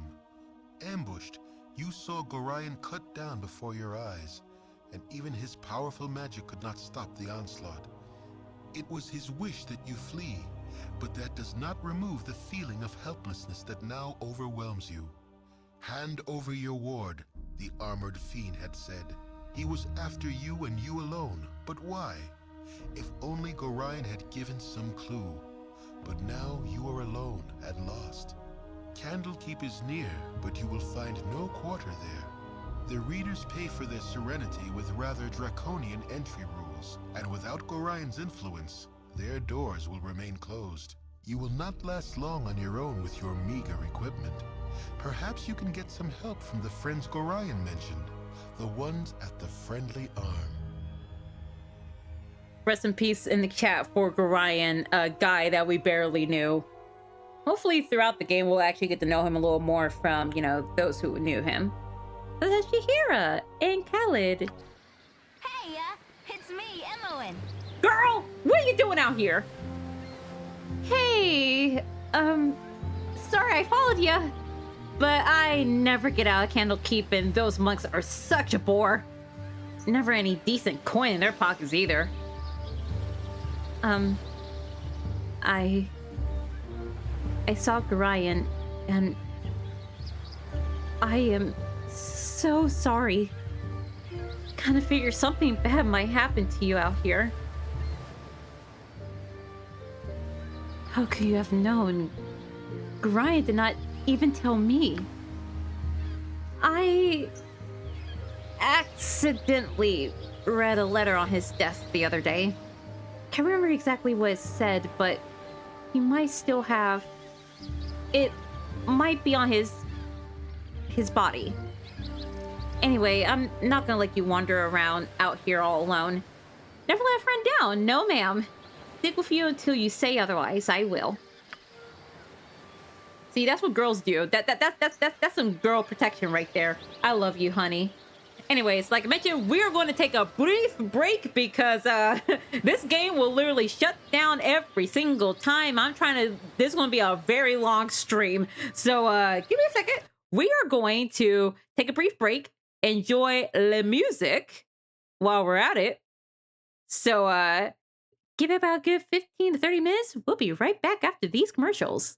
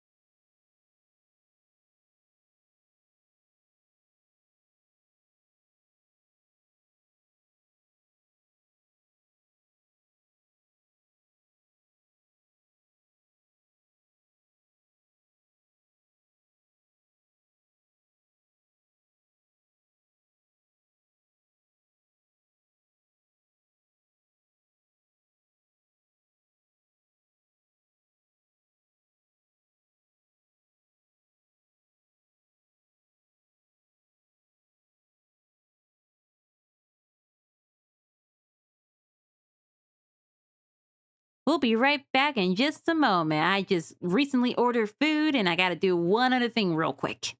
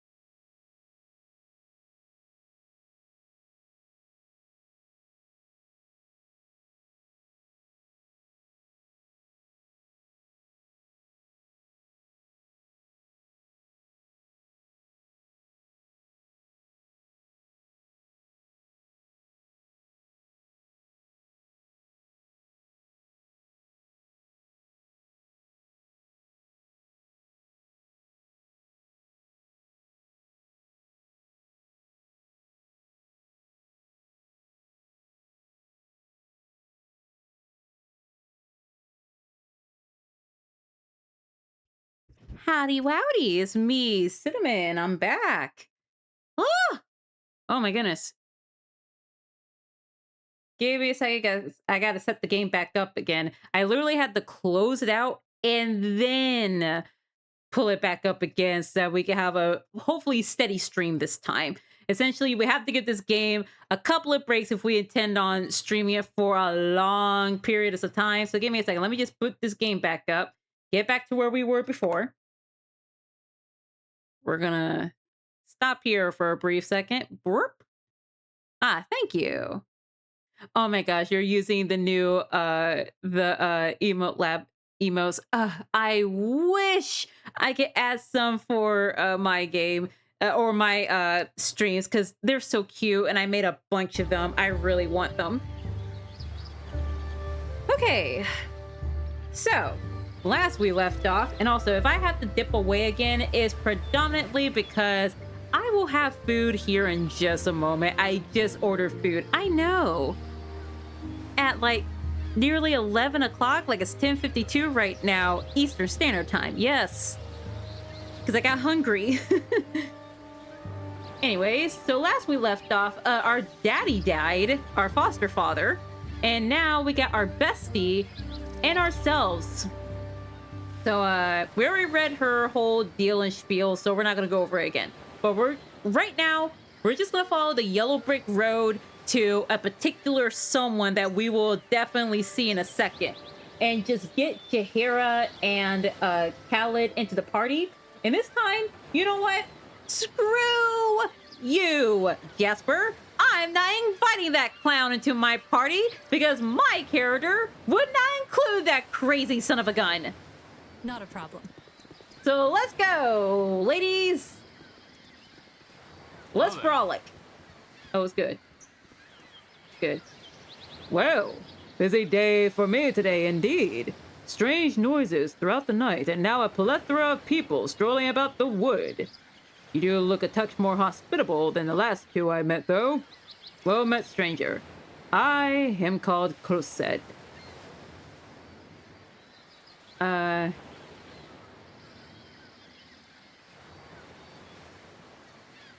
You saw two people in the wood. I was told to meet some friends at the Friendly Arm Inn. Perhaps they are the ones you met. Are the ones in the same? I doubt these are the ones you seek. They do not seem the friendly type, and are far afield of the inn. If you wish to meet them, I left them not a moment ago, just up the road. You will have to pass them anyway if you wish to go to the Friendly Arm. There is a crossroads a ways to the east, and the inn is north of that. Thank you for your time. I shall be on my way. Fare thee well, as they say. Thank you. Yes, a fellow Eastern Standard Time. Yes. Which means we should not be awake right now. But we're just gonna follow this yellow brick, actually very white brick road, and just call it a day. But just for the funny, let me just talk with them real quick. Be disturbed. Now leave me be. Your company be toil enough as is. Hello there, kid. Strange place to be wandering, ain't it? My companion has something to say to you. Oh, okay. Let's talk to Czar. Hi, Czar. You are so aggravating. 'Tis disturbing to my demeanor.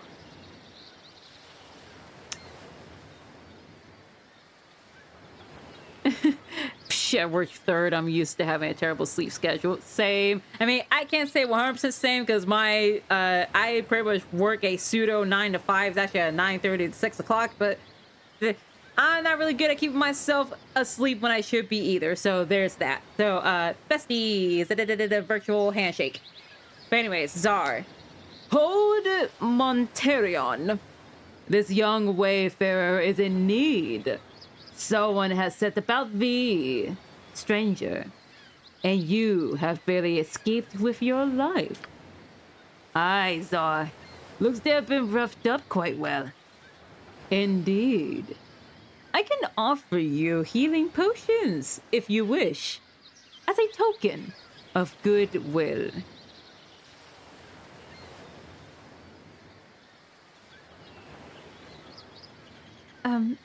I prefer to manage on my own. You do not trust us. I'll not be insulted by this whelp. Now, Matarian, had I just been attacked, I might be leery as well. So be it. I shall not heal you. Refuse if you wish. Neither shall I hold thee to a debt of honor for slighting my good intentions.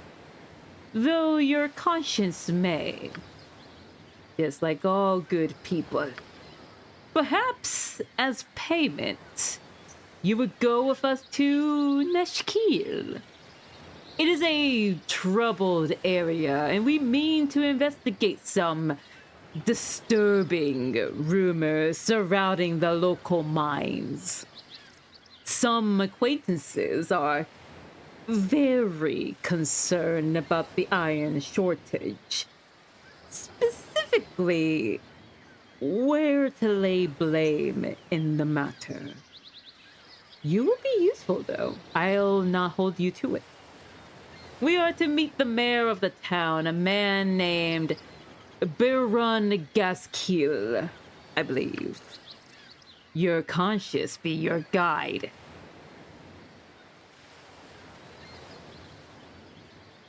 Dang it! I am literally being gaslit right now. I'm literally being gaslit right now. Oh my gosh. I cannot believe this. Are you seeing this right now? My gosh. Okay. Fine. They can come along. I would join with you. But I must meet someone first. Perhaps you will go with me? We've precious little time. But it's best to travel accompanied. I will go with ye. You owe us for our time, though. Gosh darn it, we got these lunatics with us. Okay. Candlekeep Coastway. All right, let's go. Let's go. Let's go. Let's go. Let's go. Let's go. Let's go. Let's go. Let's go. Let's go. Let's go. Let's go. Let's go.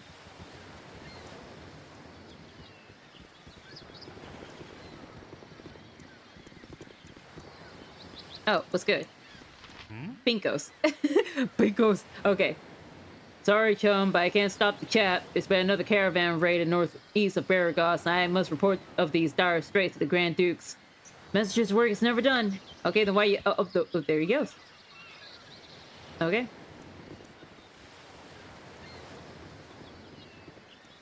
I believe this is the way.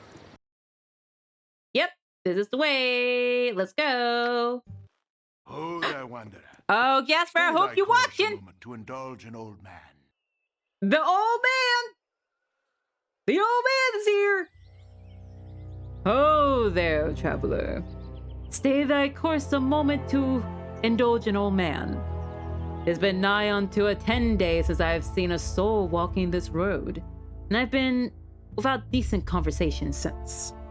Traveling nowadays appears to be the domain of either the desperate or the deranged. If thou wouldst pardon my intrusion, may I inquire which pertains to thee? Let me see here.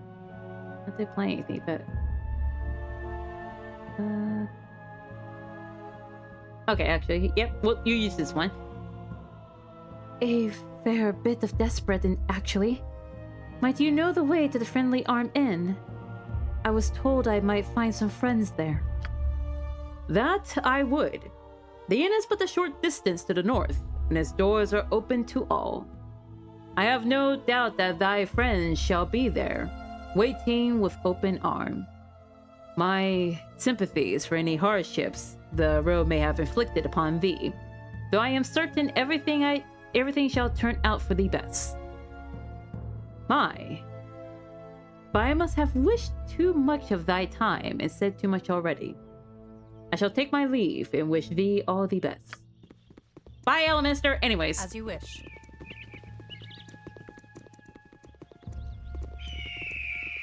Oh, eagle. Anyways. Coastway, Friendly Arm Inn to the north. Burgos to the south. Lion's Ways keep to Candle's Keep. Anyways, let's go. We're just gonna beeline the Friendly Arm Inn and get Mama and Papa.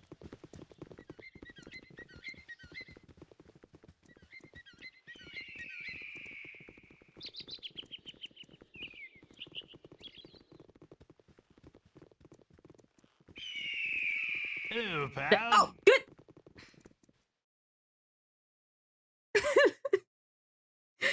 I completely forgot that NPCs will just walk up to you with no warning. And it doesn't help that there's a fog of cloud. Oh my god, I hate that. I hate that so much. I do not miss that. Too many NPCs be running up to you. I'm like, oh, what's up? What's up? Because I think they're trying to fight. Oh my gosh. Give me a brief second. I'm just checking on my order real quick. Okay, here we go. Okay. They'll be here in a second. Anyways, if you don't mind, please try to keep your voices down. There be beasties about with better hearing than we. You seem quite at home out here. What's the most dangerous thing you've seen? The most dangerous thing I intentionally went after? Stalk an ogre mage a few days once. At a party of me own back then. Killed the ogre, lost the party. Not really worth the trade, if you ask me. I've seen more dangerous beasties, but usually over my shoulder as I'm making tracks as fast as I can. No shame in running when your life is on the line. Off you now. I've meet the catch. Thanks, but next time, please don't just run up on me like that, man. Goodness gracious. Anyways, let's make it to the Friendly Arm Inn. I believe it is. Oh, I think that's the Friendly. Oh, that's the Friendly Arm Inn. I'm silly. Okay, that's the Friendly Arm Inn.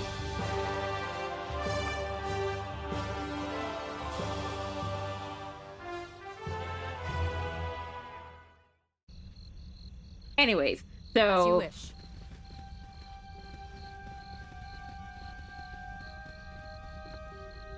It's good. I should have joined the army. Welcome to the Friendly Arm Inn. I trust you know the rules of conduct within. There are rules? What kind of rules? Perhaps rules is a touch too formal. It is unwritten, but accepted. That while herein, you will act with the utmost of civility to all other guests. This is neutral ground and all grievances are left at the gates. If the grievances come in, then you will go out. Enjoy your stay. No problemo. There's a wizard here. There's a wizard that I'm not very fond of finding acquaintance with, but unfortunately for me to get into the Arm Inn, I gotta fight him, so guard. Fortunately, there's a guard right there, so we have a slight chance. Hi, friend. Hi. Hi, friend. I've not seen you here before today. What brings you to the Friendly Arm?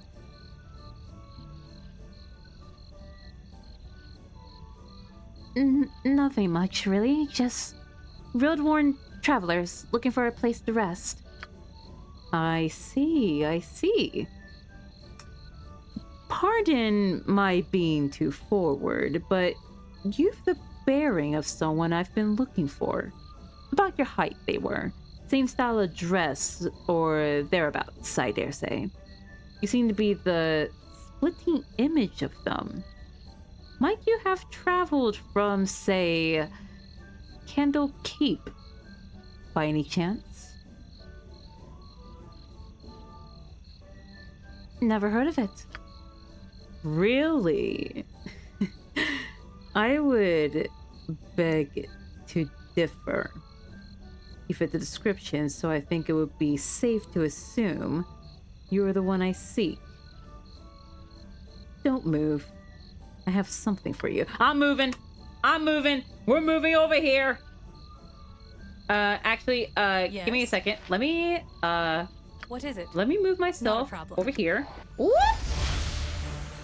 There you go. And then the guards, You're a queer fellow. you're gonna use your bow and arrow. You're gonna get out of sight, out of mind. There you go. And then you're gonna, you get right up there. You, please, you are a wizard, my good sir. You only have 4 hit points. Get right here. There you go. And then I am gonna stay right here, unfortunately, because I don't have any ranged weapons. What you want? Oh, darn it. Oh, darn it. Oh, no. That's what you're doing. We'll get rid of it. At least we got rid of him. Anyways, spells. Minor drain. Yeah, we'll do it. There we go. I never loved you. Wait, did you miss? Oh no, Zara's about to get magic missile. Oh. Dang, and she's currently mind controlled. Dang, let me think. Whoops, I pressed the wrong button. Okay, let me... Of course. I mean, the guards are taking care of him, so... Oh, gosh darn it, I got myself in the way. Gosh darn it. I hate this encounter so much. Give me a brief second.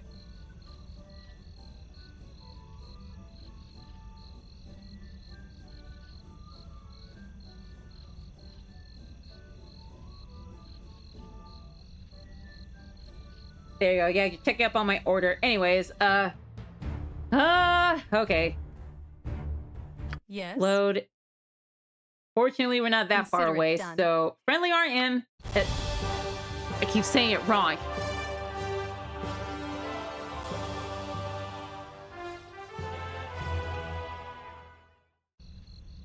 Okay, let's get through the doors. Let's get through the doors. Da da da da da da da da.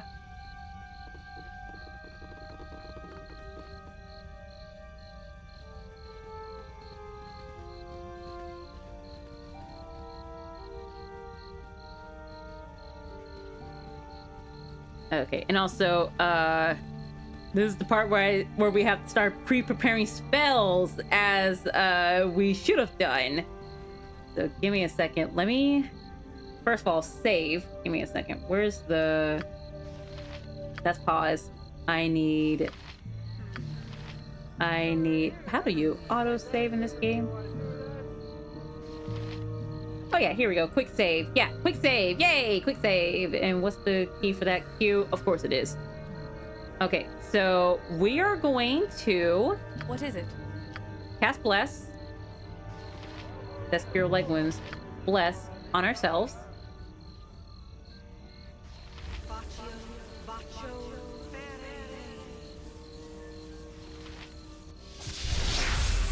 Technically make it quick. Okay, now let's go. Done. Hi, friend. Yeah, hi.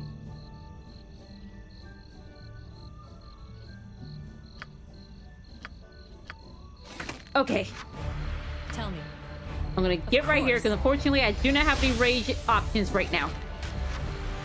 You're this way. There you go. She's gonna shoot into the crowd. You, I can honestly care less if you die. So, there. You spoke at me?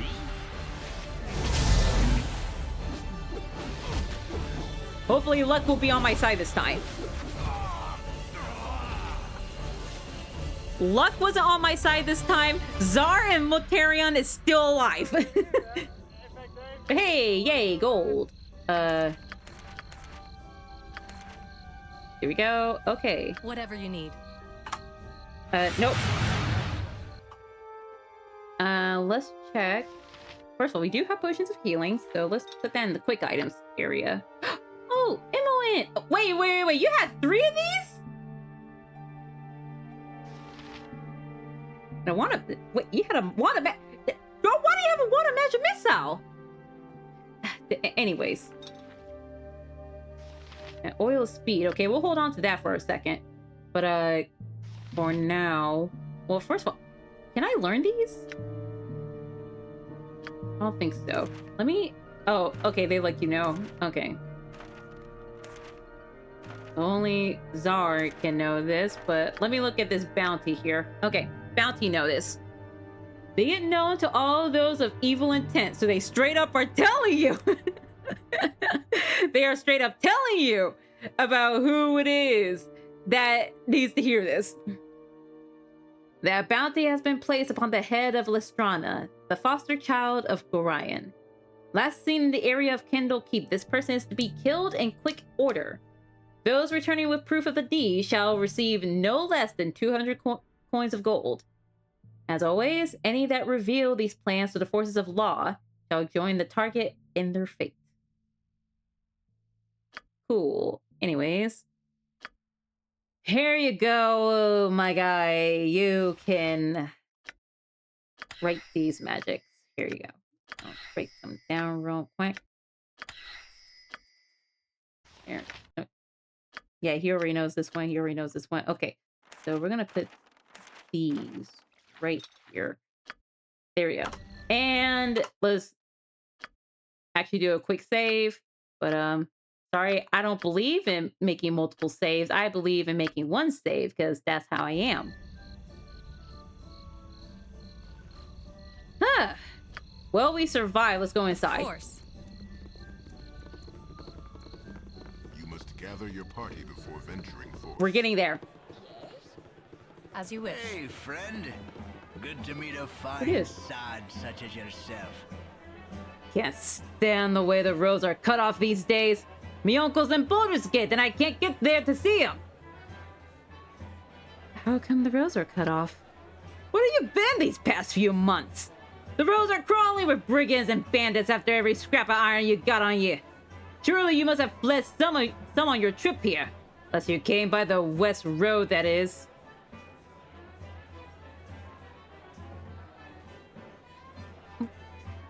Why is the West Road still open? If there's ever a book shortage, that road to Candlekeep will be the most dangerous of them all, I assure you. But these folks are after metal. They're sticking mainly to the larger trade routes between Baldur's Gate and on. And guess what? There's this inn. This here inn is smack dab in the middle of it.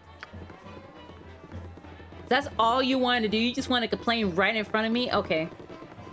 Anyways, let's go see Mommy and Papa! Mama! Ah, there they are! Mama! Papa! Calm yourself, dear. We must proceed carefully.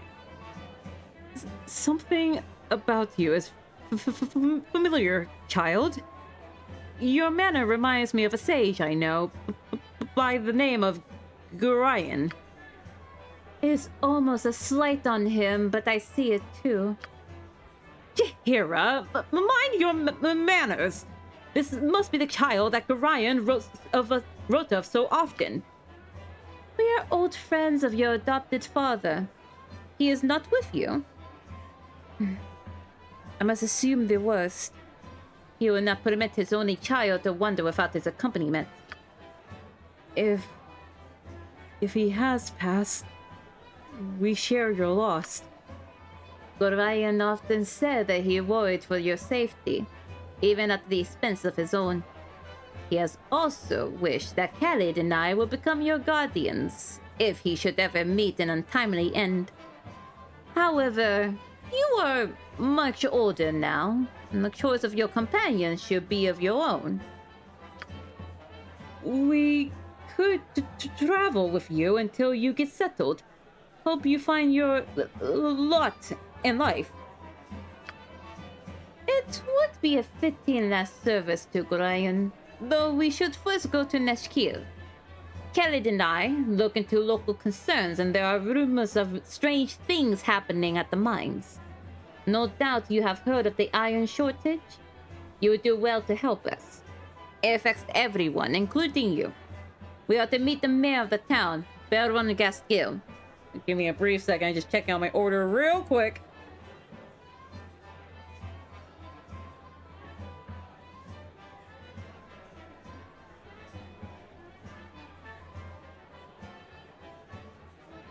Okay, they're arriving now. Give me a moment. I'm just going to step away real quick. Nope, that's the wrong place.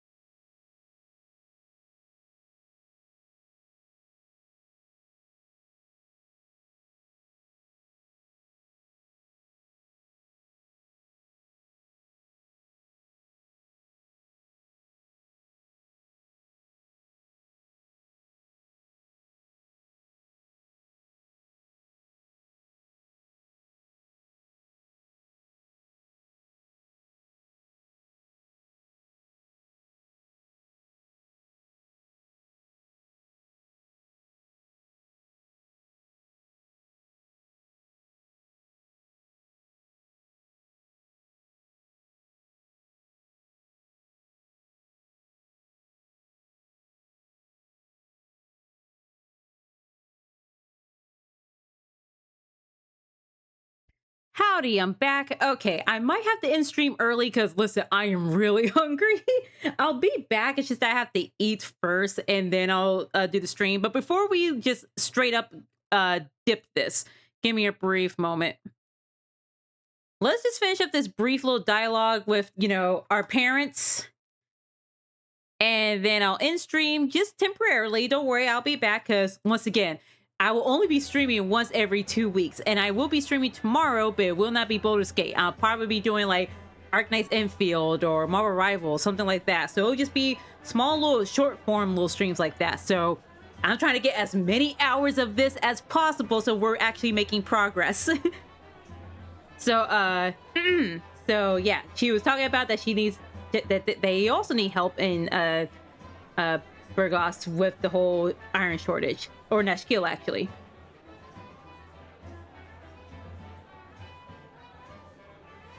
I'm already going to Nashkill. My current companions wish to visit there as well. Indeed. Interesting. In that case, I think we should definitely travel as one. You can never be too careful about the dangers of the open world, wherever they may spring from. Yay! We got Mom and Dad! We got Mama and Papa! Jaheira! Khalid! But yeah, we are going to end the stream temporarily. Don't worry, we will be back. Let's just rent a room here real quick. How much is a royal room? Because why not? Exactly. Eight. Yeah, we're living it lavishly right now.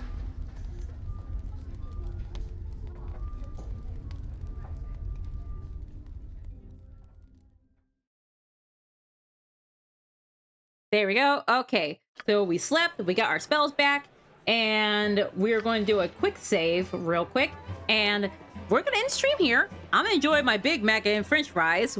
We'll be back after this temporary break, but thank you so much for enjoying the stream thus far, and I'll see you in a minute. Bye.